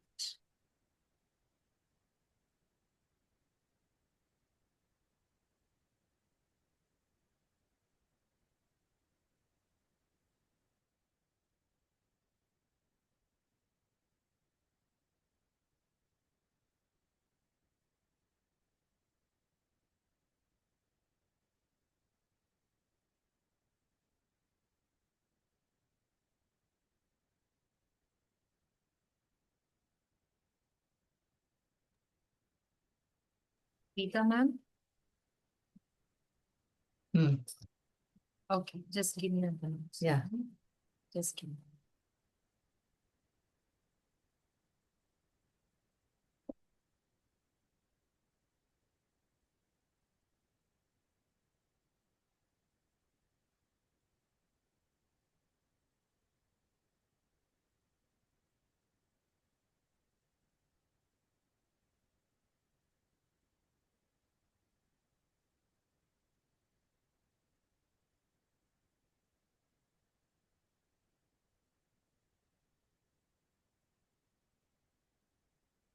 I take this opportunity to welcome our second resource person of today's session, Dr. Preeta Sharan.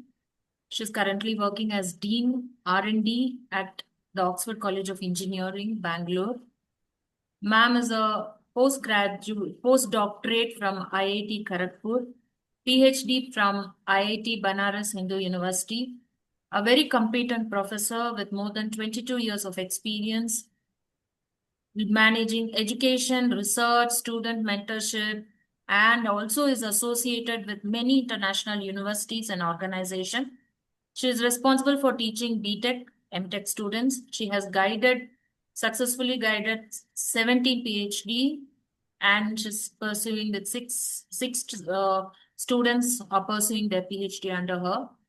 She has also executed many government international agency funded projects, a self-starter with strong entrepreneurial spirit. She has built the R&D cell at the Oxford College of Engineering today, and the team of 15 people are working. There's a team of 15 from scratch. Ma'am has started it and it is fully functional today. She has delivered projects from prestigious funding agencies across the world as the lead investigator from agencies like Naval Research Board, DRDO, India, ICMR, IEEE, USA, Government of Karnataka, that is KVGST, and AICT. She has multiple patents in process. She has research publications that has reached 200 plus. She has visited many leading universities in the world: NTU Singapore, Tohoku University Japan, University of Macau, Limerick University Ireland. She has published many papers in premier journals, presented papers in IEEE conferences in Malaysia, Singapore, Japan, and Macau. She's also delivered lectures for VTU e-learning program via satellite for country-wide class. Ma'am has successfully conducted workshops in collaboration with IIT Delhi, IIT Bombay, and she has been awarded by the government of, she has received an award from the government of India, and she's among the 75 women in STEAM's team in collaboration with British High Commissioner. She has also received the Innovation Award from KSTA, Government of Karnataka. Ma'am is also the primary focal point and owner of all the activities that is happening at the Oxford College of Engineering with relation to IEEE Student Branch Counselor and Site Coordinator, and also associated with IEEE Humanitarian Technology Group. She is the chair of IEEE Prakash Bharati, All India Photonics, and she has recently developed a device with a concept for physically disabled people to operate computer backed, and that has bagged award in International IEEE IMERC conference. In 2024, she has got the first prize and has won an amount of rupees 3 lakh from the government of India at the ITU conference at New Delhi, Bharat Mandapam in WTSD International Conference. Recently, she has also started her own startup for medtech device, and she's got the seed funding from DST, DRBI Foundation, BBC, Bangalore, and SM. A very warm welcome to you, ma'am.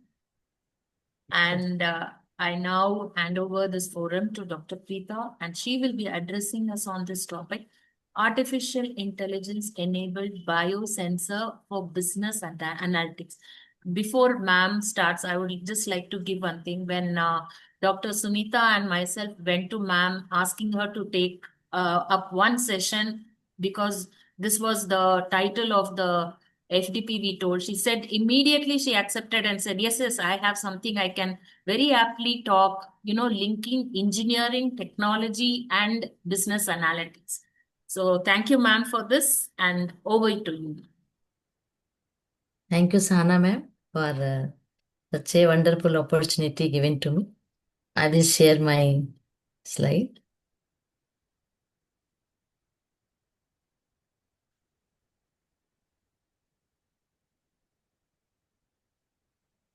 Still not in. This slide is visible? Yes, ma'am, it is visible. Yes, ma'am. It is in presentation mode. Yes, ma'am. Yes. Okay. So first of all, I welcome all the participants, and I will just go through my starting of my journey.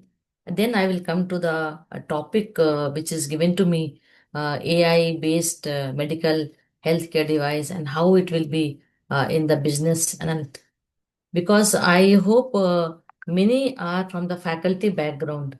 So I want to just talk about that how you can change from one level to other level of the faculty.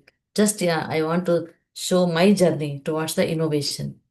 So this is my this one Scopus preview and ResearchGate, Google. All those things should be uh, created by the faculty who and all are listening.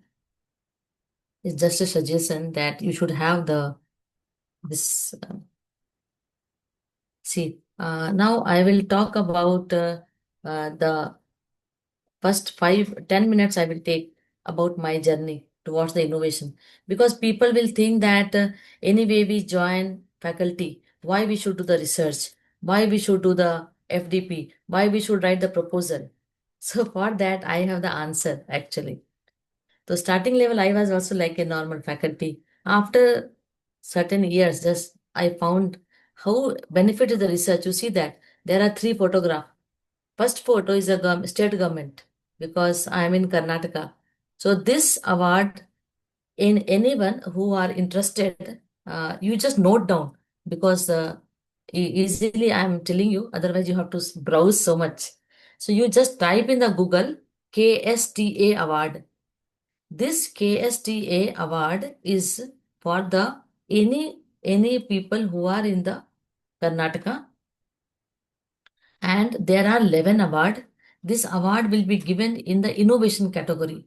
Innovation doesn't mean that some device only you have innovated. One, I have done some device development, because my background is for the engineering equipment.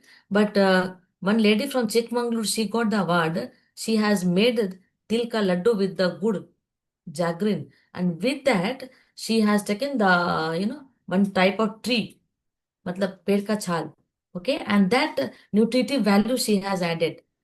So what I am telling in the management people, if you are having some of the innovation, just to apply. And for this, if you type KSTA, you will get to know that uh, how to get funding for the seminar, for the workshop, and for your student uh, award, student project award. So everything you will find out.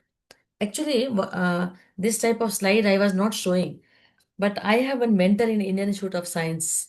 So I always remember him. He is telling, maybe you are knowing and you are thinking that everybody knows this, but people do not know. Out of the ignorance, they are not applying.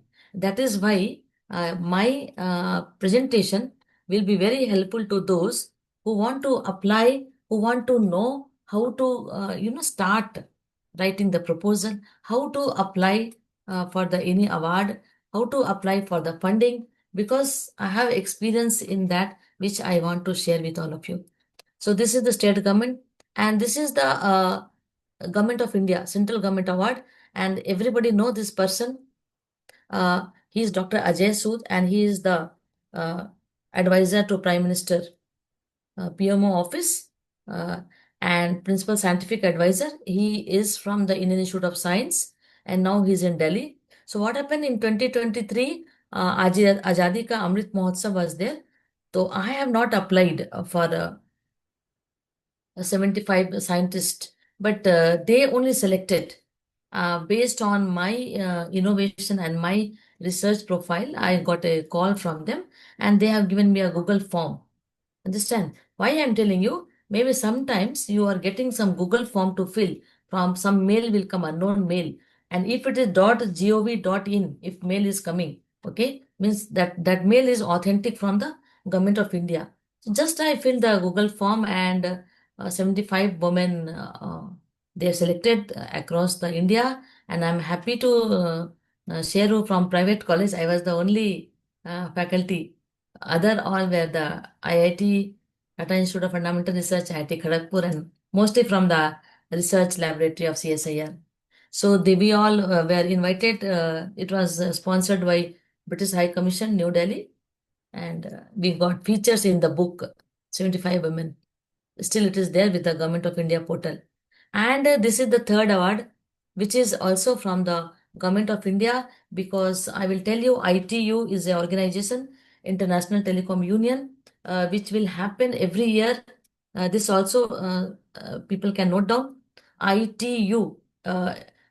This conference will have every year. It will be hosted by some country. Last year, 2023, it was hosted by Ghana, and this year 2024 hosted by India, and 2025 it is in the Tajikistan. So what happened? Kaleidoscope. Note down this kaleidoscope 2026. So you will get like in VTU, we are under VTU. So we got this notification that those who want to send the paper, no registration fees, no travel grant. If you are selected, even travel to the Uzbekistan will be totally sponsored by the Government of India. So this was 33 country came in New Delhi in Bharat Mandapam, and I'm very happy to share that I got first award in the paper presentation and my innovation, which was 3 lakh cash award, and it was more than cash award. It was very happy that and they announced from the stage that it is hosted in India, and Indian lady got the award. So this is very good because people are ignoring such kind of circular will come. My nature is I will read each and every circular. Maybe it may be useful to you. So kaleidoscope, again I am telling you, note down kaleidoscope 2026, kaleidoscope 2027. And I will show you also what I have presented so that I got the award. So which will be very much, and everything is AI enabled and in line with my today's topic. So all the devices are AI enabled medical tech healthcare device, and how it will be helpful in the commercialization. So this all three I was showing you. So this is the award. This here last row, my name is there, Pita Sharan. So this is the 75 women we got, and this is the KST award, which the government, state government got. And this is the first prize for the Government of Karnataka. One more thing you note down, INX. INX is always happening and it is very good. So Government of Goa will give the recognition for any of your innovation. So you just note down and you can apply for the award. And here I will tell you this also about this travel. See, all the places, some country you can see that Malaysia, then this is Macau from China, this is Singapore and Japan, and this Europe, University of Limerick. I visited so many other places also, but these places which I visited totally sponsored.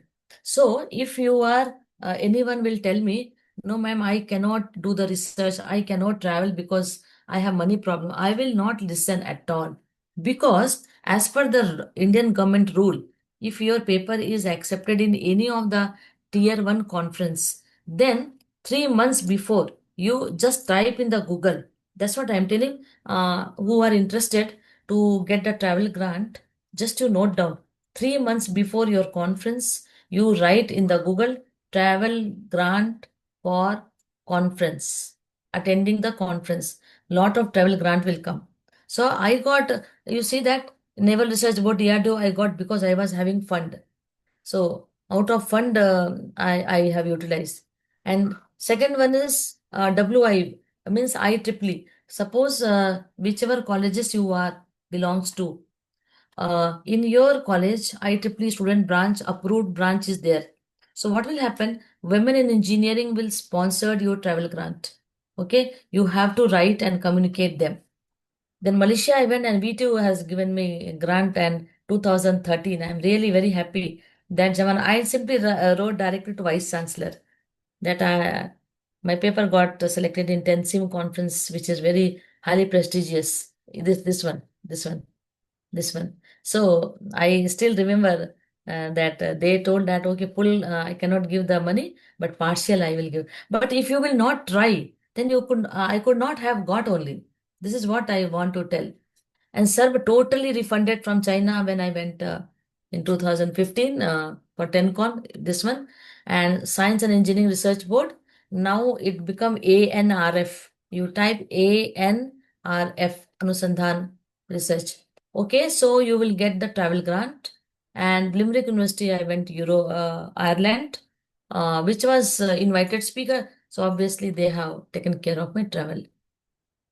These are the award and grant and the recognition. All this happening because of doing the research and innovation. So till now I got the funding of 2.3 crore. And this funding is also very easy, and 24/7 it is on. You should not wait for, like, VGST funding, AICT RPS funding will come, call for proposal. But few funding are 24/7. It is online available. You have to go in that and you type, like Naval Research Board. And don't think that only engineering faculty can apply for Naval Research Board. Even for the management faculty also are eligible to apply for the naval. So Indian Navy are having huge funding, which should be in line with the naval platform. Okay, so all the funding, you can see that IEEE small funding, $980 and all got. And VGST I got 2-3 times, 20 lakh, 25 lakh. And HDRPS also I got that 22 lakh. And so because of that funding, I have created my lab. And this is very important. If you want to get anything, either travel grant you will get, but the funding and all, your citation is very important, and H index.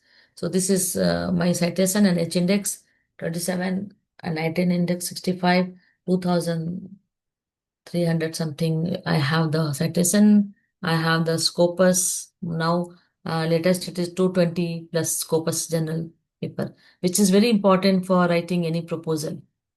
Now, I am coming to my topic. Okay, so this slide, which I am showing you, very recently I have done my startup, and my company name is Amia. This, okay, you can find out in website. Okay, SP4 Amia Innovation Lab Private Limited. You can. I have done in 2024. I am a 1 year baby in the startup company. So my startup company got the DPIIT number also, and my technology TRL level I have done with the BIRAC standard, TRL 3, and Bangalore located my company. And these are the in 1 year only I got three type of funding startup, and my company is on board now on the BBC Bangalore Bio Innovation Center and Karnataka Tech and We Escalate in 1 year only. I'm showing you how easy it is. I was thinking startup and all is very big, people will do very high-fi, but like people like me, such a small, even we can do. Even you can do the startup, and especially the female startup. You see that female empowering women entrepreneurs. You see that. So for the female, it is very easy, and lot of funding. So people may think that what kind of startup, what is the, people will say just general, do the startup, but how to do, what to do, how to start. So all those things I will, in 2-3 slides I will tell you. For example, uh, Vital Step app I have developed. Today's my topic is what? AI enable medical healthcare device. So now I will tell you this photo you can see. This is a palm pressure monitoring device. I will not go into technical detail. Just I will tell about its analytics. So this we have done with the help of the 3D printer, and backside of this is circuit part. So this device is not available in whole world. What this device will do? So this device, when we will sell this device with one app. Understand? So that app name we have only given. What name we have given? Vital Step app. Because name should be such that it should not be repeated. So we have done the full searching and all. Next, what extra we have done? I will tell you. See, what is the Vital Step app? App means in a mobile phone. In a mobile phone, app will be there. Okay. So first I will talk about device. Then only app you will understand. So this device is for whole body weight measurement. We have weighing machine. Okay. Suppose my weight is 60 kg. So if I want my weight, what I should do? I have to stand on the weighing machine, right? But as for physiotherapy doctor, there are 11 kind of disease which they are addressing, and they are telling that their treatment is in right direction or not. Then patient are recovering or not. Third thing, how much improvement is there? For that, upper limb means hand, palm pressure monitoring device first time we have developed. You may think that anyway weighing machine is there now. Why not put your hand on weighing machine? No, it's wrong. If you will put your hand in weighing machine, then the reading what it will come, it will be wrong because one hand you are applying only. It's not correct. Okay, so that separate we have discovered this device and we innovated, and because of this I got the 10 lakh funding from the Derby DST funding for the startup. Okay, and this is the outcome. Then what we are doing, we have done an innovation solution for individual with hand deficit. Hand deficit means if hand fracture is there, hand rod is there, you have carpus tunnel, you have tennis elbow, you have frozen shoulder, all kind of disease need rehabilitation. So at the after rehabilitation, whether it is your exercise in the right direction or not, how you will find out. So this you have to apply the pressure. Once you will apply the pressure on the palm pressure measuring device, you can see here this person is applying the pressure. Then the value which is coming here, first day when your hand is having some problem, it is obviously less pressure value. This value will go to the app which we have developed ourselves, AI based app. The value will go to the cloud, and from the cloud it will go to the app in a doctor. So there are two mode. One is the patient mode, one is the doctor mode. So in the doctor mode, doctor is having n number of patients, A, B, C, D, E, F. Patient A, they did exercise at any time, date, and what is the name of the patient and location, address of the patient, everything will go to the doctor. So whenever doctor is having time, they will open the app. They will say, oh, patient name A, he has done the exercise at this time. And suppose doctor instructed 2 times you do the exercise. Then evening time, again you will do exercise. Then before exercise, you just touch button and then exercise you do. And again you apply pressure on this device. Then again, it will assist the patient to help that, okay, how much improvement is happening. So value will be slightly higher value. It means you are in the right direction. Your rehabilitation is happening in the right direction. So doctor will also, understand. So it will assist the patient with challenges in hand movement or grip strength. Even grip strength is also important, which will be helpful by seeing this, how much value is coming caused by the medical condition like hand deformities. Then these are the musculoskeletal disorder. Then what are the key features? Real-time pressure monitoring. Then progress tracking with visual analytics. Then seamless synchronization with palm pressure monitoring device. So before, what was happening before, when this device was not discovered, not innovated, what was happening in physiotherapy, in our Oxford physiotherapy doctors I was talking, they told that they are putting ink on the hand. They will tell to apply the print on the paper. So what will happen? Imagine, and then that paper they will put for their record, register they are maintaining. But here, in electronic register is there inside only all the things are registered. You have to log in first in your app, app is in your mobile phone. So you log in, write down name, your email address, your phone number, your B positive or what is the blood group, then what is the problem, left hand or right hand. So everything you can note down. Okay, so register is not required, physical register. Inside only everything will be recorded and in the app. So AI enabled medical health care is nowadays lot of popular because people do hassle-free life is there. No need to put ink and all and apply the pressure and then register it physically. All those things are not required. So how it work? It integrate with the palm pressure monitoring device, this device, and capture and analyze hand pressure data in the real time. And it provide visual feedback via graph and data analytics. So what happened inside that first day what happened, second day what happened, automatically it will make a graph. So if graph is in the positive direction, it means that improvement is happening. You can see this. This is the app uh, first first page from the Figma. See, left color, red color is there and green color. So which hand is your affected hand? Okay, one example I am showing. So suppose left hand is the, so from the right hand, how accurate it is. And in that there is a, you can see that there is a video, this video. If you will click this video, then full demo is there. Demo means how this device will work. Anybody is new, I am selling my device. So they want to know how it will work. No problem. We are selling the device with the app.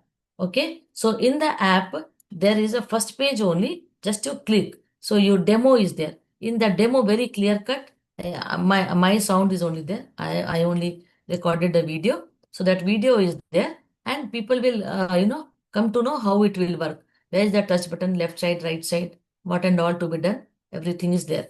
And you can see this, everything we have done under our this one research center. So enclosure is there and this looks like a product, looks like this, and this is the manual. So inside this manual is there, so pages by pages we will turn the manual, so everything is written. It's a self explanatory manual and this is the box. Very happy to show because I am 1 year maybe in the startup. So you can see that I have this, I got the idea like if you will go in Indigo flight, so everything is blue color. Okay, Air Asia is red color. So every color also, we have chosen the purple color. Okay, so when I was giving a talk also for my derby, when I finished this project, the purple sari I wore just for maintaining that. Okay, so this is our logo, trademark, and trademark is also approved uh, by the patent office. And see about my device here, how much is the weight, whether it is Wi-Fi enabled or BLE enabled.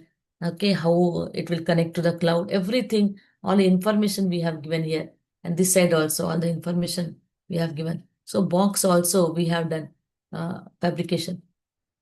So everything is ready now. Only thing where we are struggling now, why it has not come to the e-commerce platform or market?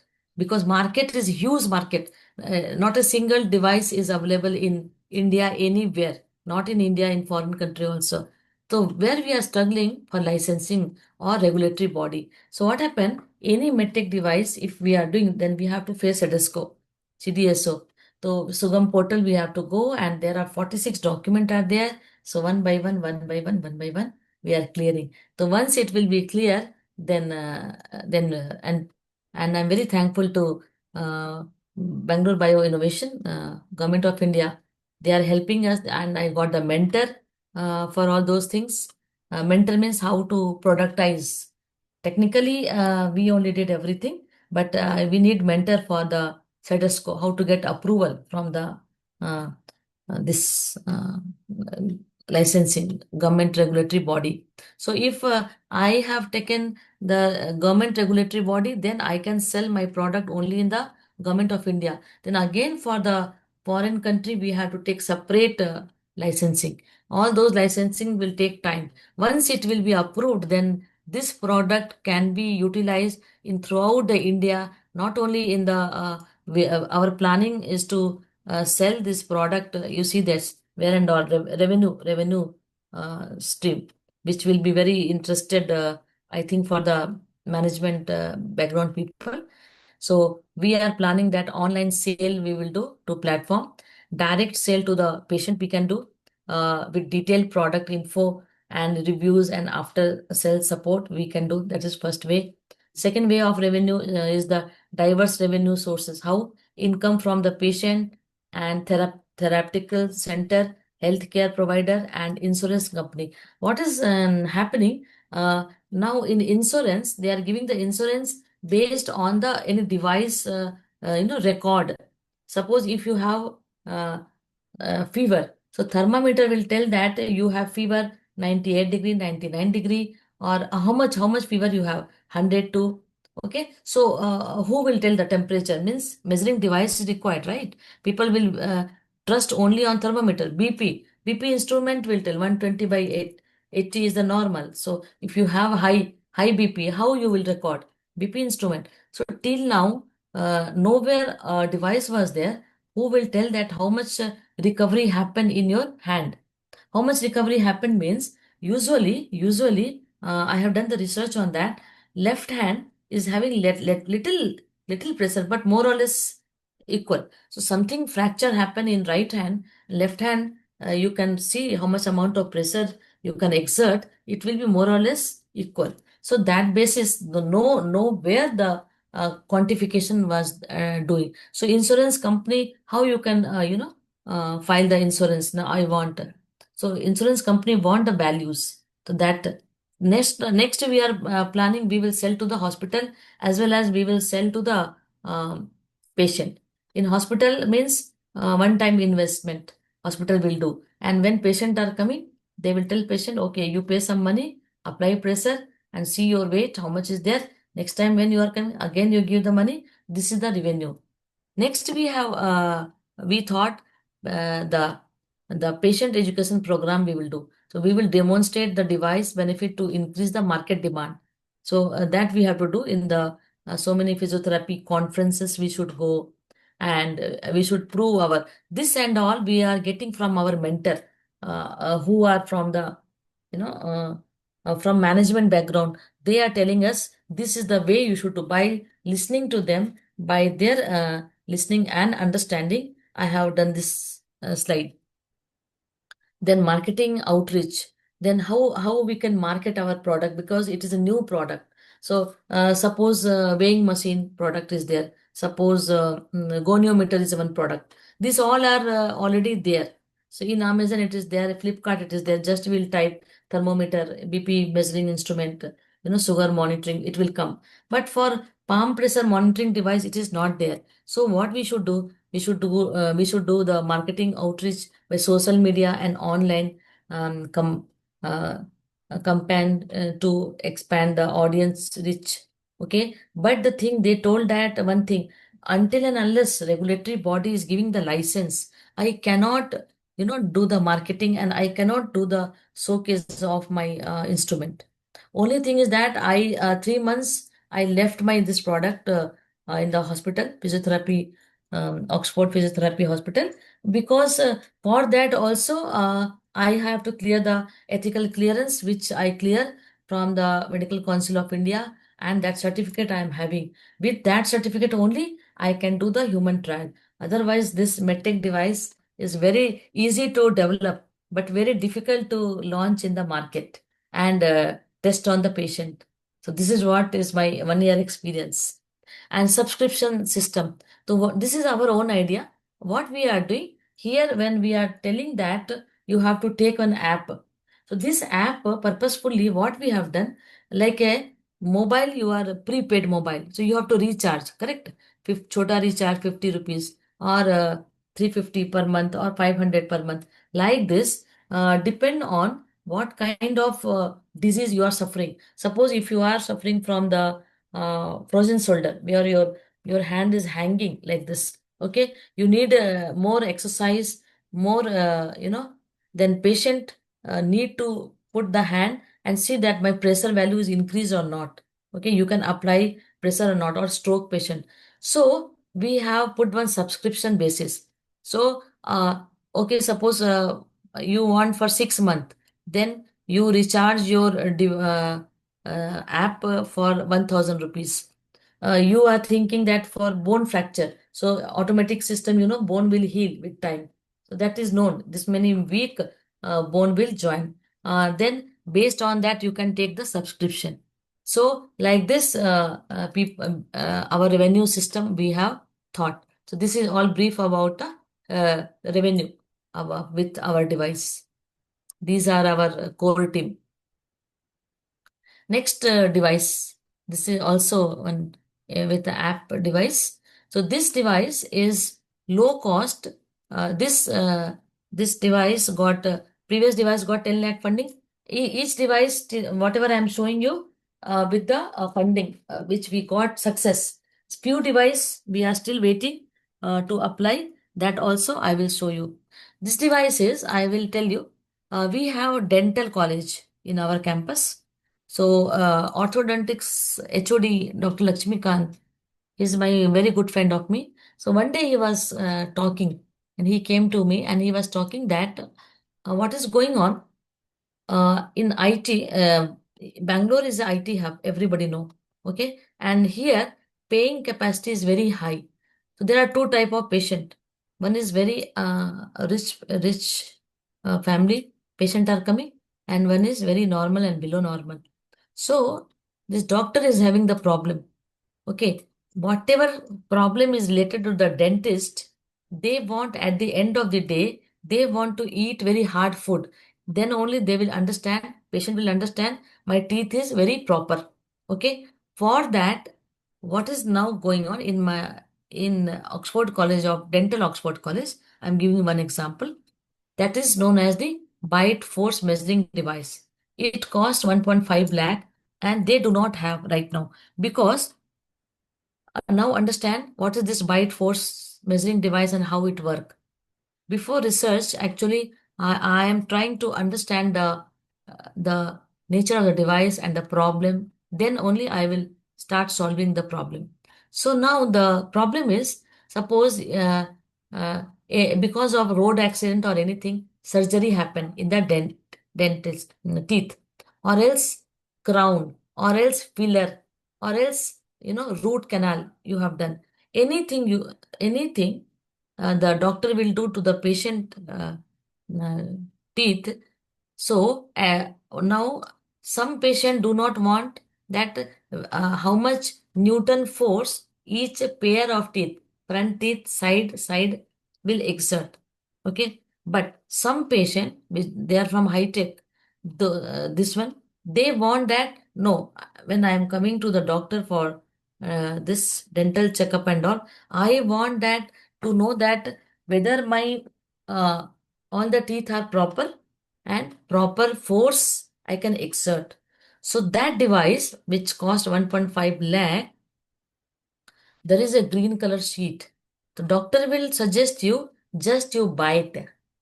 Okay, then imprint will come there in the system. It will come how much Newton force, and that green color sheet cost is 10,000. Imagine total cost of the treatment will be so high because that sheet cannot be used for the second patient. They have to throw. This was the problem of the doctor. Okay, so he was telling that see now this much cost our college cannot bear, and even I don't want this device, so we will just treat and we will send a patient. Okay, you just try and eat and again you come back if any problem. But few patient want. So what we have done now, so this was the problem statement, that cost was very high and it was not there. On a higher basis our college is getting from somewhere, and they are paying the money for 2 hour 3 hour, and in that time only patient has to come. This is the problem. So first you have to understand what problem anyone is facing. Then only you can give the correct solution with your, innovative idea and low cost. So see this my what we have done. You can see this. This is a single standalone device made up of the aluminium. We can change into, now we have changed it to stainless steel. So here spring system is there. no need of any, electrical connection. Previous device, which is 1.5 lakh, you have to put in the plug-in wall, which is very highly dangerous. If any short circuit or anything inside the mouth you are biting, imagine. Okay. So what will happen? In this device, this is based on the cantilever. Just you have to bite one end. And other end, see, you bite from this end. Other end, this end, needle will go. So that where it is going, we have done the calibration. So in Electronic City here in Bangalore, there is a Government of India lab, calibration lab. They will give you the standard calibration. So that device calibration is going on here. So I went there and we have done the calibration on the device. So that device is calibrated now. So how we is calibrated? If 1 mm it is moving, it means this much Newton force. Kindly mute yourself. And here patient biting force is going on. You can see that biting force measuring device, our device. Okay. Doctor is doing the treatment with this just for the testing purpose. And then they will just boil it and they will give to other patient mouth. Then again boil it, give into other patient mouth. So it is very low cost. Okay. And along with this, the how much pressure and value is coming, it will come with the app. Okay. So this is the device which is very helpful, and this is the certificate from ethical committee approval. This is the certificate we got. Proof, with proof I am talking that we have done, and we have taken 300 patient in morning time and afternoon time. The patient were having the different problem. Some patient were having the surgery, some patient crown, and how much Newton of force each pair of teeth is exerting. We were able to measure it. Okay, so this is the our innovation which we have done. Each part we are showing you. Such a simple. See, you hold this and screw is there. Some patient is very already pain is there. So you can lose it here. Spring based. So just little bit you bite and here needle will go. Very simple. Concept is very simple. Okay. Only thing is that you have to think that how you will do that. And this device is we applied for VGST and 3 lakh grant. My scholar got on this device. And then we have tried for DST Nidhi Prayas for the further grant to make it very sophisticated. Now it is analog. We are making this digital device for that. This is the Government of India lab where we are doing the calibration. So you can see that force range obtained, bite force classification is there. So 650 Newton to 1000 normal, 400 to 650 mild weakness. These are the standard given by the doctors. We do not have any control over this because our background is not the medical background. So they have given and we have noted down. Based on this only, we went to the calibration center and we have calibrated.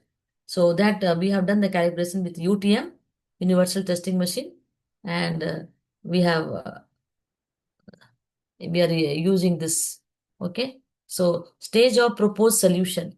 So we have, whenever you are developing any device and you are applying for any funding, then these are the questions and these are the queries will come which you have to answer. So better when I am telling you, anyone, if you are interested, you can apply. So what first we have done the device. Okay. Next level, what we have to write in the proposal.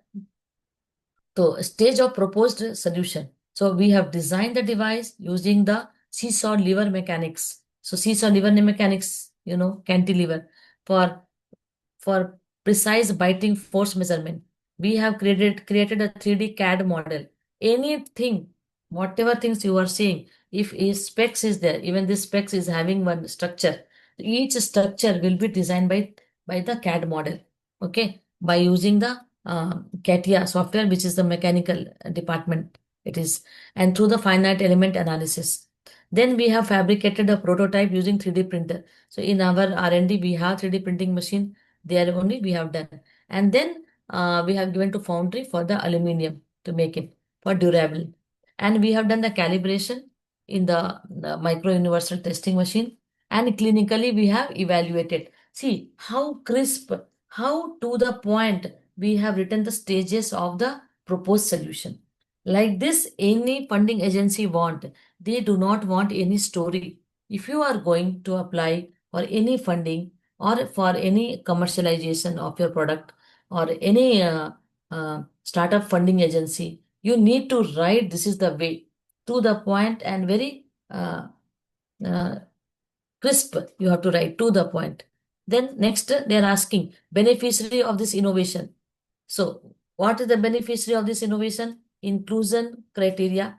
So we have written here, just check here, patient with suspected patient with suspected uh, like bruxism or TMI disorder. It means what happened? Some people are having night bite.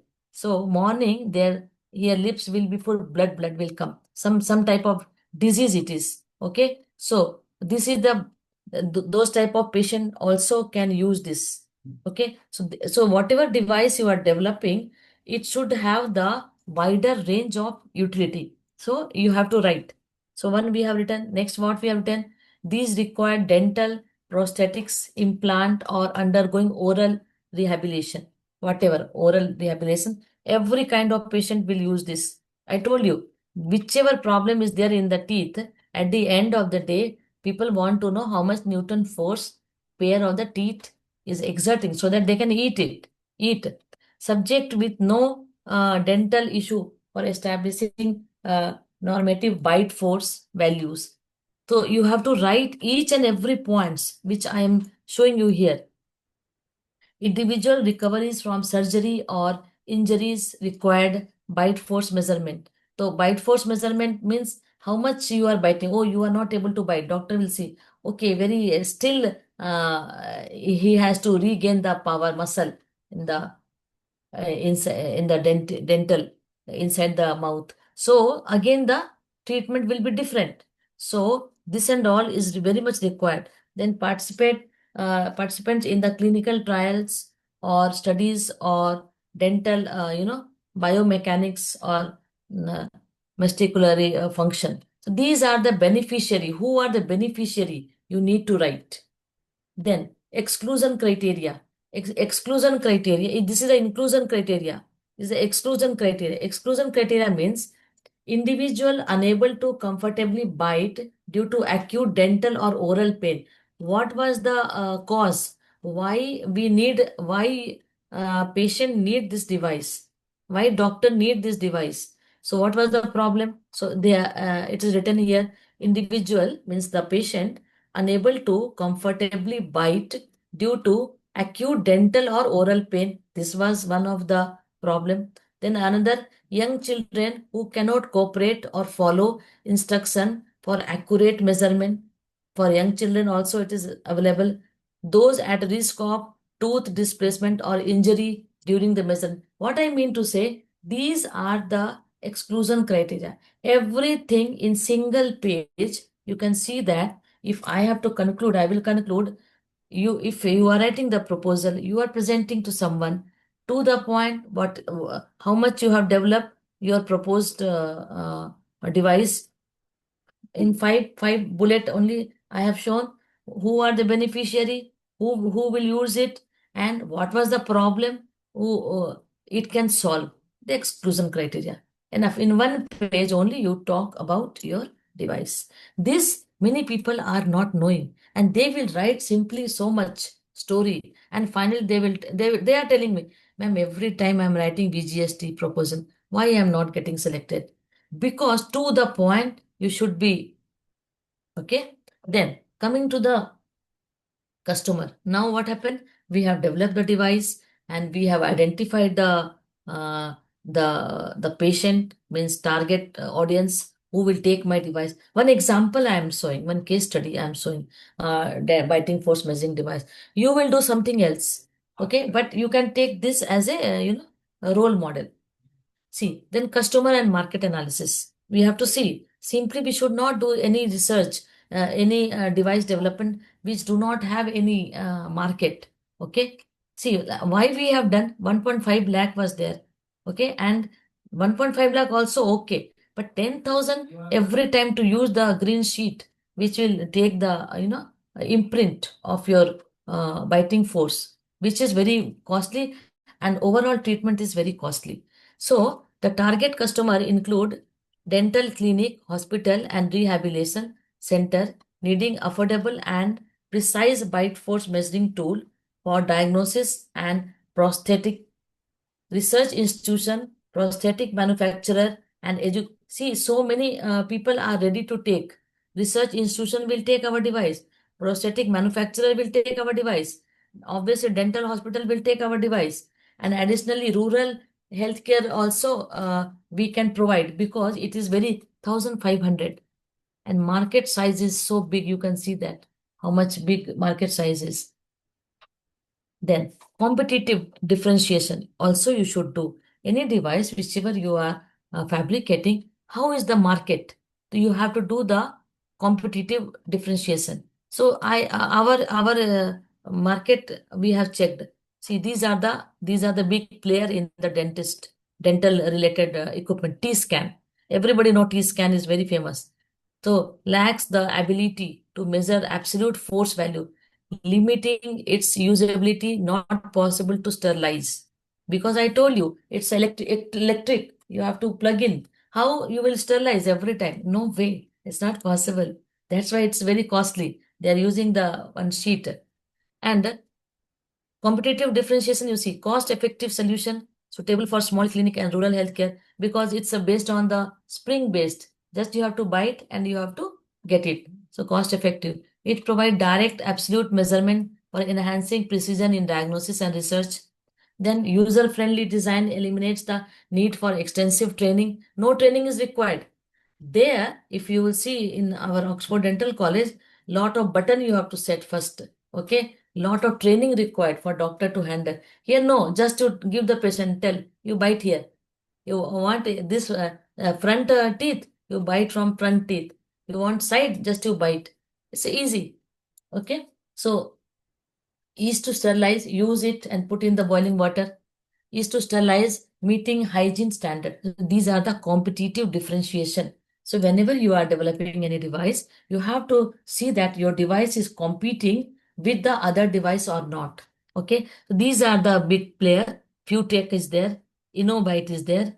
So everywhere, what are their limitation? We have noted down.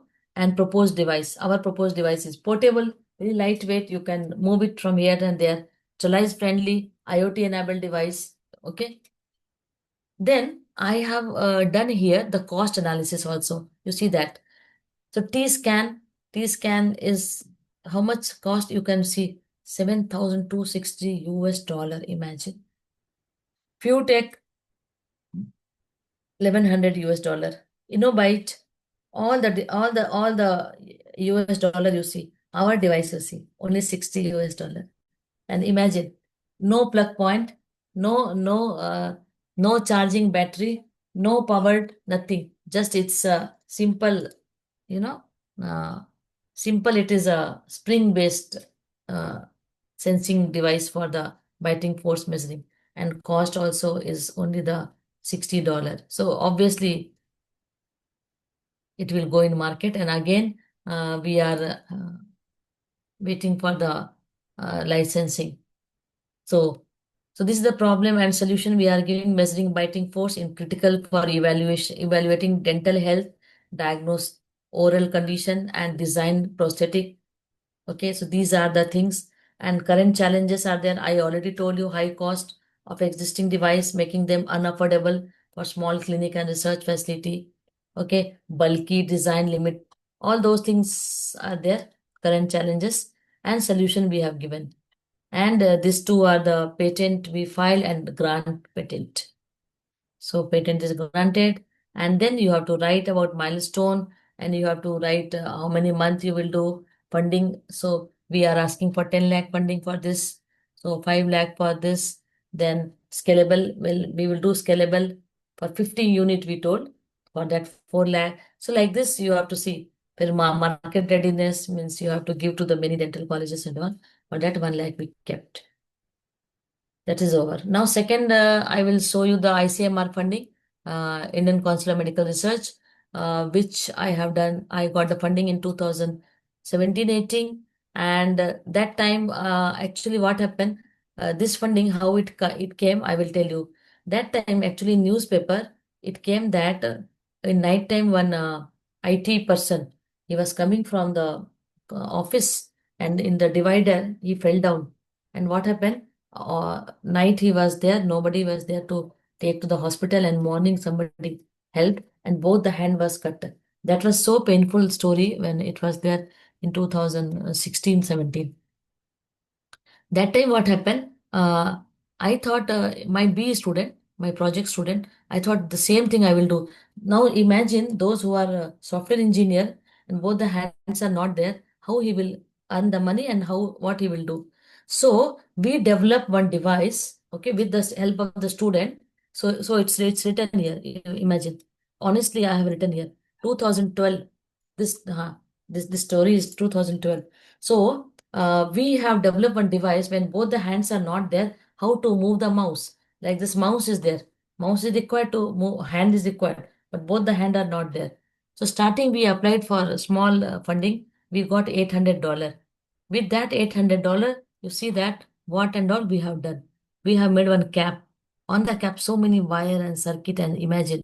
And this person is trying to show that without touching the touchpad of the laptop, just moving the head up means cursor will go up, left means cursor will go left, right means cursor will go right.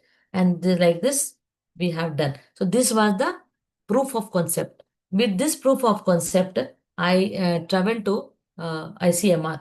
So this slide, I'm happy to share.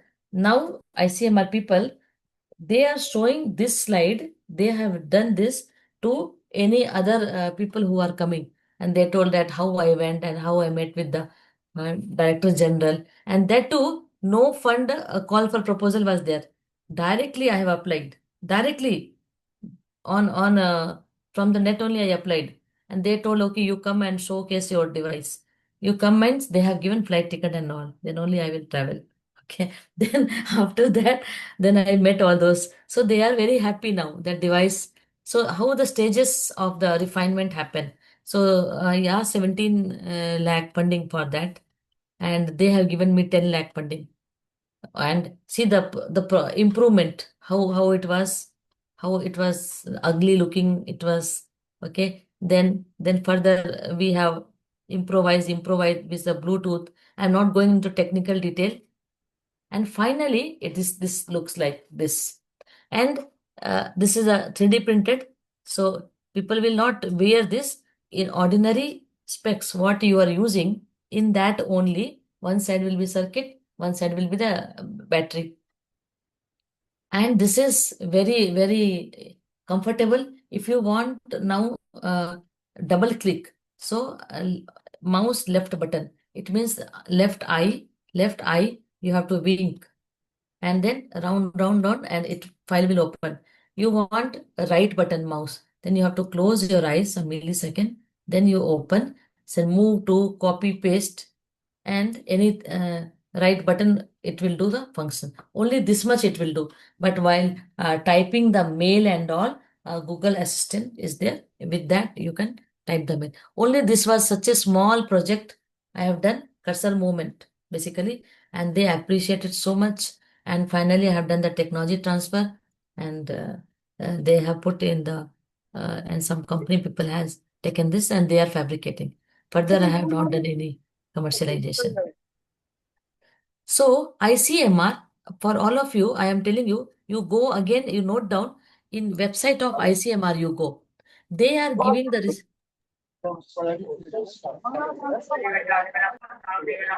kindly mute. Okay. So in ICMR website, if you will go, then you will find that they are giving the research fellowship, they are giving the short-term visiting fellowship, they are giving short-term research studentship.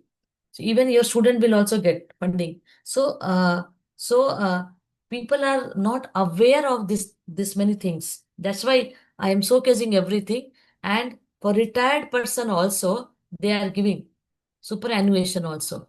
So people can go to the website and they can check. Hello? Ma'am, you continue, ma'am. I'm muting them. I'm muting. Okay. Okay. This is the another device, AI-enabled device, which we have done. It was 25 lakh funding we got funded by the BGST. Here, actually, what we have developed, I can show you. So, suppose if hand is fractured here, and my own hand, actually, here a steel rod is there. So, how much muscle? How much muscle strength you have for that mm, we have developed the device. So this is the device which we have developed, and how much improvement is happening. Again, it is enabled with the AI and doctor, because maybe it may so happen that your condition is not such that you will go to the doctor many times. First time you will go, second, third time you want to do by exercise by yourself, and doctor will come to know by the app. This we have done. So this we have developed in our R&D, and you can put the like scissor type, and how much strength you have regained after the exercise physiotherapy. You can you will get to know. And then finger arthritis patient also we have done. So these are all are the exercise which we have done it with the 3D printer, and you can apply. Okay, so that your exercise you can do that. Sensor we have placed, optical sensor. Not only that, we have developed one device which I will show you. This is that. See this. This is the insole. I will just tell you to stand on that. You will stand normally. I will not tell you how to stand.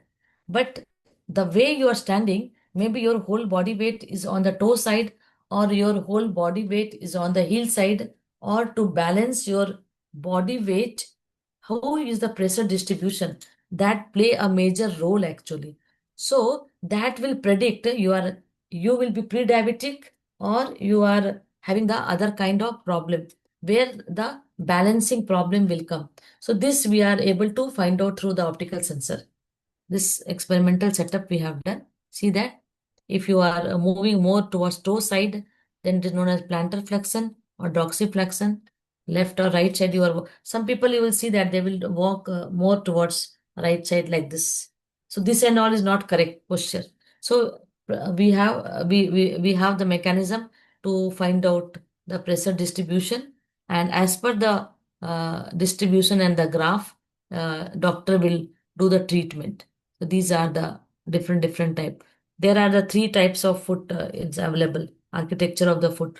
Some person is having flat foot, some person is having normal foot, some person is having hollow foot. Based on that only, their treatment will be done. And this reading we have taken, all real-time work we are doing in our R&D. And this I was showing you this work we have done, the device, white color device, which I have shown you through my company. So starting it was like this. So product, how it is developing. First time only it is not in the full full packaged one. See how we are taking the reading in our R&D. We are taking the reading with 3D printer with a physiotherapy MD student. Okay. So these are the reading we have taken. These are the actual patient reading we have taken in the hospital, physiotherapy, and we tested our device. And this is the thing which we have done in our 3D printer, which now it looks like. So this is if you will open that, backside is the motherboard, I can say, where circuit is there. So this is the second device where we are putting our circuit, and this is the CATIA design. And then it will be closed finally. And then you apply the pressure on that stroke patient. These all are the patient in the hospital. So how it looks like? Now it looks like this by closing. And now manufactured in 3D printer. So these all are the progress of the device, how it is taking place. And here this is AI enabled device. These are the from the Figma image we have taken.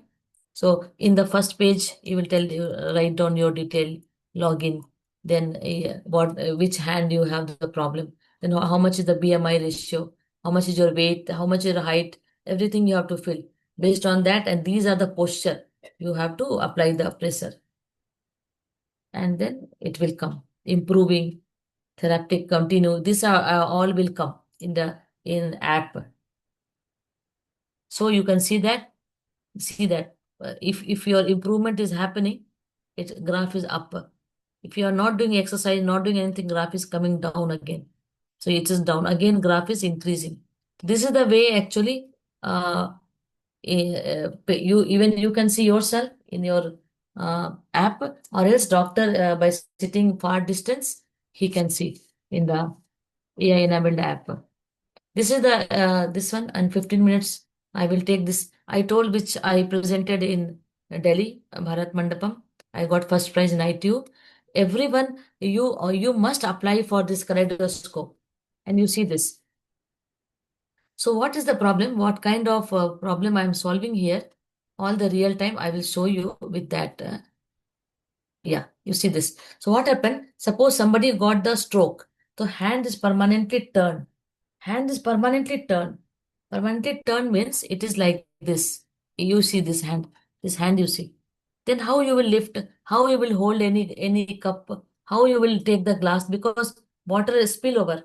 So now doctor want to know how much damage is there, from which angle to which angle I have to repair the hand. So this angle quantification, till now no device was there. So what we have done, this device we have done in our 3D printer. Okay. So here inside circuit part is there. So what happened? Suppose if this is the glass and I am drinking water. My hand is proper, so I kept it.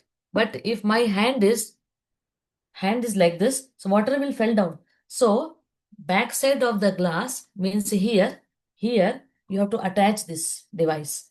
Okay, when you will attach this device, then it is obviously twisted, so angle will come. How much is the angle? Based on that angle, doctor will come to know with far distance how much angle is there and how much I have to repair the hand by using the physiotherapy device, physiotherapy exercise. You see that. See this uh, attach we have. So normal hand, this is the correct posture. So green light is there. Suppose if your hand is fully damaged, the red color light will come. Okay, that photo I don't have. So patient is holding little bit improved, then orange color. Fully damaged means yeah, red color.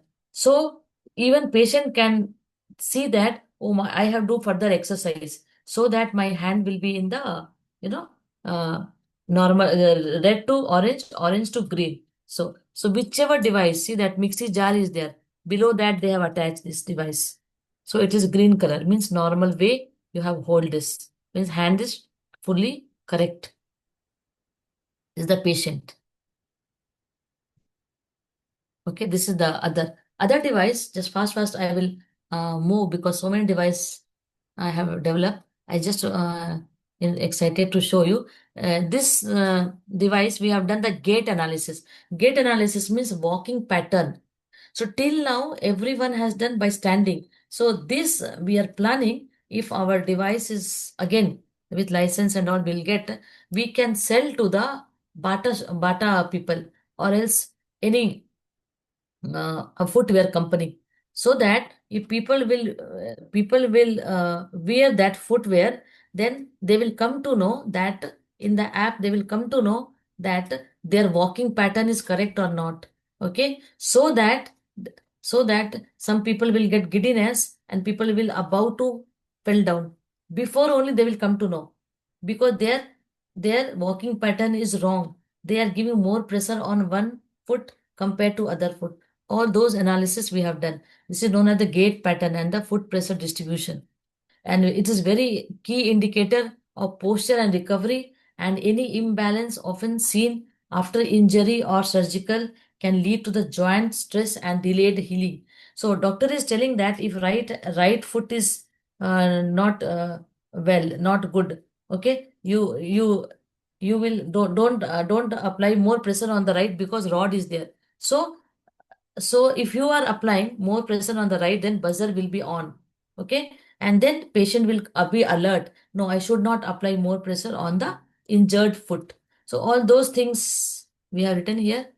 So these are the problem statement. Weight imbalance during walking is a common issue. So people may fell down because of weight imbalance, which we can able to catch with the help of our device, which is nothing but a insole. And what are our target audience? Injury, surgical, aging people also, and neurological disorder, often leading to improper gait or joint stress and delayed recovery. So if you will come to know that both foot should exert equal amount of pressure, if it is not happening, then these are the objectives. Just I will show you the thing. These are the circuit diagram. See this. This is the foot we have prepared actually. So it looks like this, and it will be covered. So it will not hurt it. It will not, sponge will be there on the top. It like this. Our intention to do like this. Okay, we are on the way. This I have not applied for any funding and all, but we are making this device. So how it looks now, and these are the AI app. So in app it will come. In mobile app it will come. You walk this many foot, number of foot it you walk, and your walking pattern was wrong. More you have given in every time you are walking in right foot, you are giving the more pressure. Left foot you are giving the less pressure. All the data analysis can be done through the app. Okay, these are the use case diagram. So this are again we have the user and patient and clinical evaluation. All through the mobile app it will go, and software hardware we have developed. So this looks like this. How it looks like, imagine. So but it will not look like this. This is the slipper which we have purchased, and we have put a circuit just to showcase. Otherwise it will look that somebody else has done, and just I am showcasing. So I have taken this photograph actually. So in our lab, we are developing this. Nothing, no wire will be there. It will be as good as the normal footwear. So these are the footwear in the buzzer, and these are the blink app, which will tell that don't apply more pressure. 2-3 times, if you will do the mistake, then automatically it buzzer will be on, and your mind will be set. Artificial intelligence, like your brain, they will make no, don't apply more pressure on that injured foot, and it can be repaired and healing faster. So you can see that what result we got. This is very interesting. You see, abnormal walking pattern, only one graph is coming, one peak is coming, and the normal means right, which is the correct foot. See how many swing are there. Swing means you are walking equal. So equal. You see that most more or less this time was less, and next time you see every time with the right foot your walking is equal almost. But here it is no, not like that. Okay. So this is all equal walking pattern. So you can see that this is the correct walking pattern with the not injured foot and normal pattern it is. So we have taken the values also, how much value it is coming. All the values are here, mean value we have taken. So okay, if your pattern is equal, sometimes you will put more weight on the one right foot or left foot. So this all is coming through the AI app. It will come in your app, and you can monitor. Otherwise, where you will see who will watch your foot pattern, how you will get the values. So values is coming through the controller. It is coming to the mobile app, and you can do the analysis. Okay, our doctor can do the analysis. This gait pattern is correct. So algorithm and all we have used to go and the different coding platform. Next, we have done food freshener. This also I'm very happy to share. Food, it's not see in our side in Anganwadi in Bihar. What happened? Some of the school, the children are so poor. Midday meal they are going only to take the food in the school. They are serving the old dated food. Means very rotted food. So we spoiled food analysis we have done. See, the moment we are doing the spoiled food analysis, okay, we are getting the values, okay, in potentiometer different. Not only that, we have made the app. You see that this is the spoiled food. So all the values you see, alcohol sensor are there, then other gases, methane gas sensor, all values are in the 1000, 2000, and 4000. Okay, temperature also different.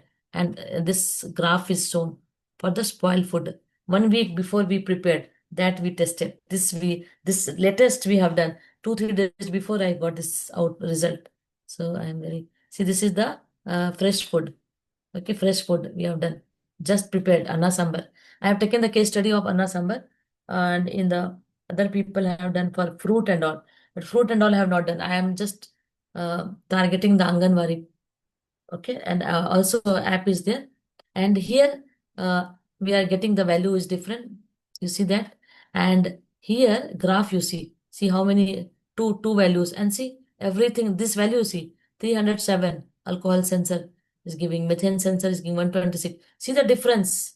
See the difference in the value, which is the fresh food and which is the old prepared food. Okay, this is only high. So this we can give to the food inspector, and they can find out where is the difference. These are the advantage of that.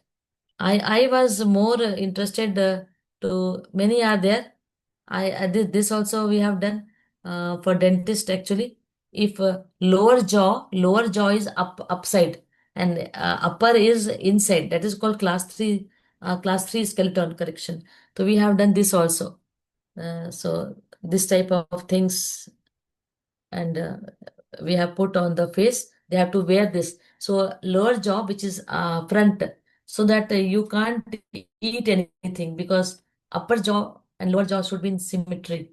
So for that we have developed the device, and this is the patient. You see that? And after the applying the, so how much time you are applying that face mask? For that, it is important to know. Again, the same thing we have done. How much time you are applying, doctors should know remotely. So we have developed. After that, teeth is like this now. After applying this, also we tested, and this is the app, AI enabled app, and in that app they are telling more than 200 gram pressure should be applied daily for how many hours. So here and here and here pressure should be applied. So you can see that pressure is applying here. 200 gram and 800 gram, and it will be remotely monitored by the doctor, and doctor will come to know that okay, how much you have pressure you are bearing, how much hour. This is the result. So thank you very much. So these are the all AI enabled device which I have developed in the R&D, and mostly are funded. So any question, I am ready to give your answer.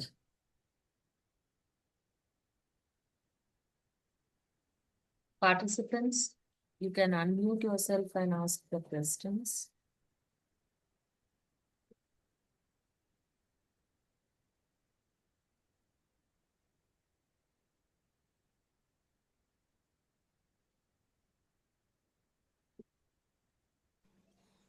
Maybe, Ma'am, good evening, ma'am. This is Dr. Sachin speaking. yeah. Ma'am, once again, can you please tell that what is that grant we can apply for traveling 1 week? I mean, sir, 3 months before. Okay. 3 months before, not 1 week. 3 months Sir, before. that was I was again recorrected, ma'am, immediately. Okay. Any grant, you just type ANRF. SERB was there. Uh, SERB will give you, note down, uh, SERB or ANRF. SERB. SERB, SERB. Yes. Okay. Or ANRF. ANRF. Okay. Then UGC. Okay. UGC also. Then CSIR. Okay. The travel grant, just to apply.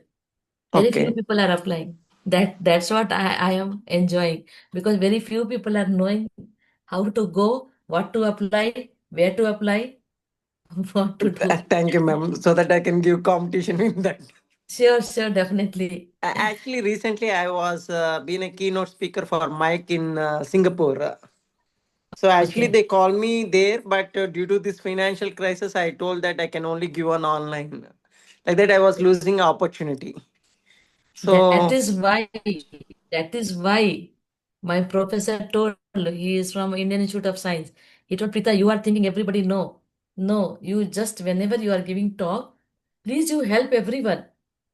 So you should be aware, you could have written to the government of India, I got this opportunity to give the talk. So kindly you help me for the travel grant. mm, Mm. sure, ma'am, sure, ma'am. Definitely, I'll be there applying for that. It is like a Maximum, heavenly option. yeah. Yes, maximum they will say no. That's all. Nothing else. Yes. Okay, ma'am. Okay, ma'am. Thank you. There are a lot many questions. Thank you. Thank you. Rita ma'am, good evening. Good evening. Ma'am, this is Dr. Ajit from Symbiosis Nagpur. Okay. Although, first of all, let me congratulate you for this wonderful contribution to the research.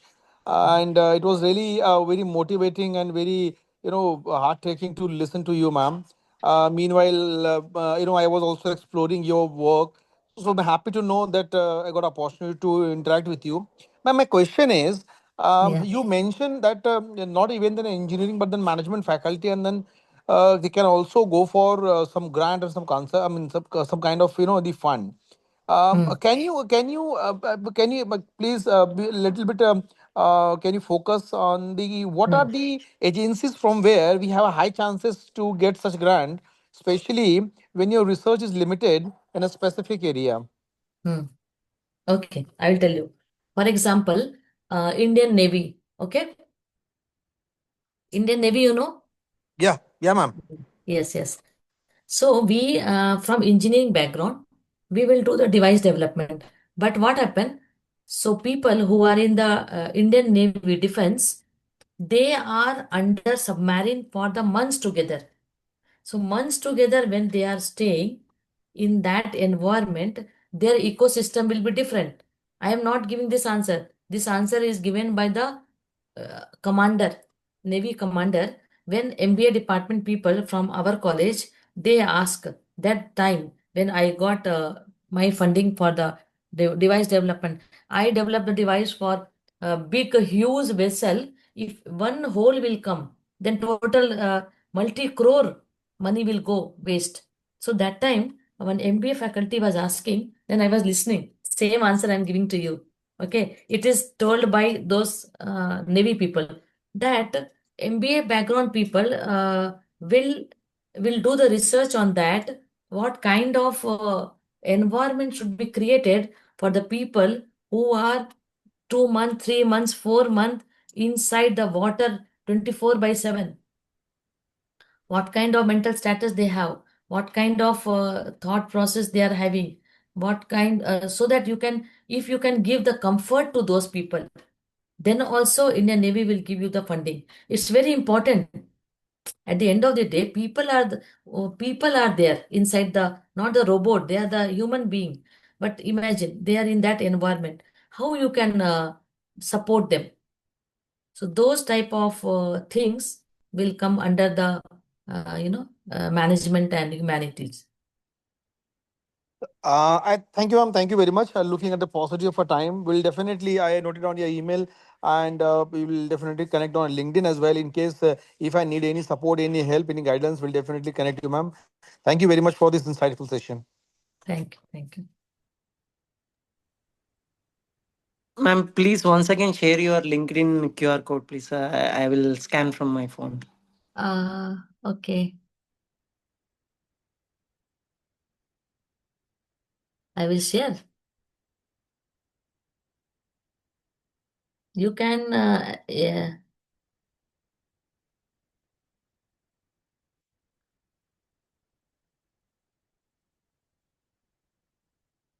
It is shared? No, it's came, ma'am. Thank you. Hmm. Yeah. You can send me the invite. I can. Even management people can, so many uh, foreign people, some foreign people university I have collaborated. They are asking for the gender equalities. They are here. It is not popular in India, but in other country they are transgender and other LGBTQ. Those things they are very much. They want to know if anyone is there who is interested to work in the gender equality. Those kind of funding, those kind of research collaboration is equally important, and foreign people are very much interested.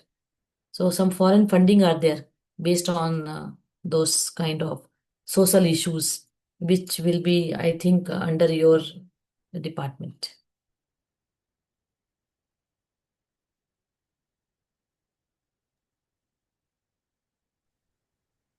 Audience, any other question?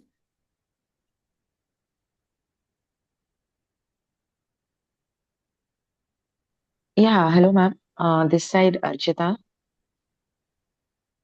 Yeah, from hello. Maharshi University, Noida. This was Okay. a very great session. I just wanted to know that just about gender equality kind of thing. So I just want an introduction kind of thing, and uh, how can I pursue this kind of research field? You are from Actually, which I'm background? planning to do my PhD.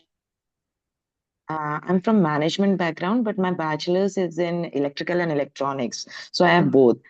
And after that, I've done MBA. So I'm quite confused about my thesis or proposal for PhD. I've just started my career as an academic assistant professor right now. I have qualified UGC NET and I started there. Earlier, I was in corporate sector. So Okay. I just wanted guidance kind of thing. So where should I start?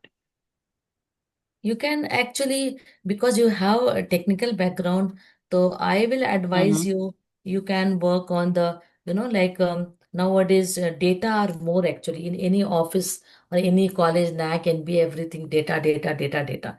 So we have huge mm-hmm. data. So you can Yes, yes, you can yes. work something. See, always you remember, if you want Mm-hmm, to win the world, mm-hmm, okay. So mm-hmm. I have put my little effort to win the world. Not so much I got it, but little I am getting. Mhm, Success wherever funding I am applying, getting mhm, mhm, award rank. Why mhm, one thing I am mhm, doing. I am first. mhm, You should be a good human being. Good human being means what? mhm. किसी का दर्द देखकर खुद को महसूस करो कि हाँ उसका दर्द बहुत ज्यादा Right, है, right. कैसे उसको दर्द Empathy, सॉल्व करें, right. क्या करें कि Yes, उसको yes, थोड़ा, yes. एटलीस्ट थोड़ा तो पेन कम होना, थोड़ा सा Right, एटलीस्ट. right. तो that feeling should come to you first. तो Okay. suppose if you will, first I am seeing always that first I will see, Mm-hmm. oh, this person Okay, is having this problem. Okay, so okay, I okay, told her that hand is permanently damaged like this.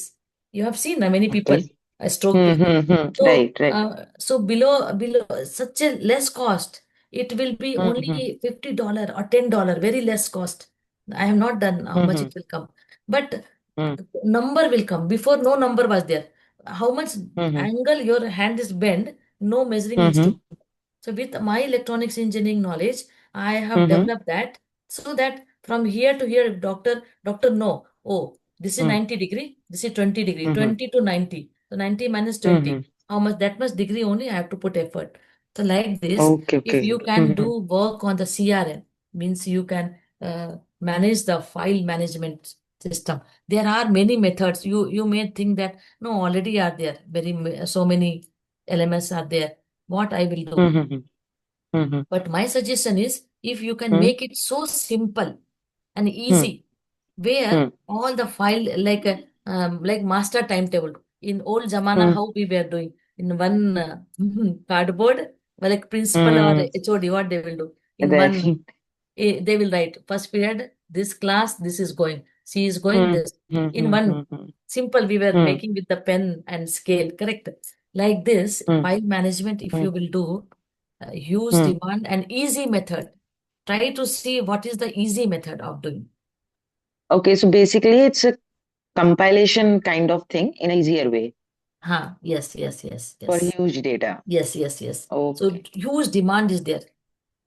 CRM we are okay, working. So you can talk to me. Some MBA people are coming. I have my co-founder in Delhi. Yes, Is yes. Delhi based. So he is having the background of IIM Kolkata. So he was in Mm-hmm. IT company, but engineering background Mm-hmm. with IIM. Mm-hmm. So what happened? He is very good in this file management system and all. Mm-hmm. Okay? So those type of thing, I will put you with him so that what will happen, you can get to know that what kind of research you should do, what kind of proposal you should write, where you Okay, will okay, get in management related, so that it will be okay. helpful to the society. Always remember, whatever research you Yes, yes, do, yes. I actually want to go in that kind of research or that kind of correct. field where I can help somebody at least. That's Then why I'm only you will waiting get for so long. success. Yes. Then only you will get success Okay, and you will get approval. okay, okay. Thank you so much, ma'am. I will connect on with you Sure, on sure, LinkedIn as well. sure, Okay. sure. Okay. Thank you so much, ma'am. Thank you.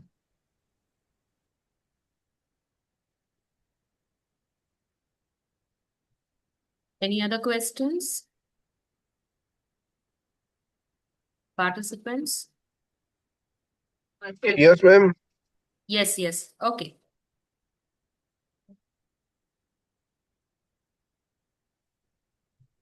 Please continue, Dr. Tushar.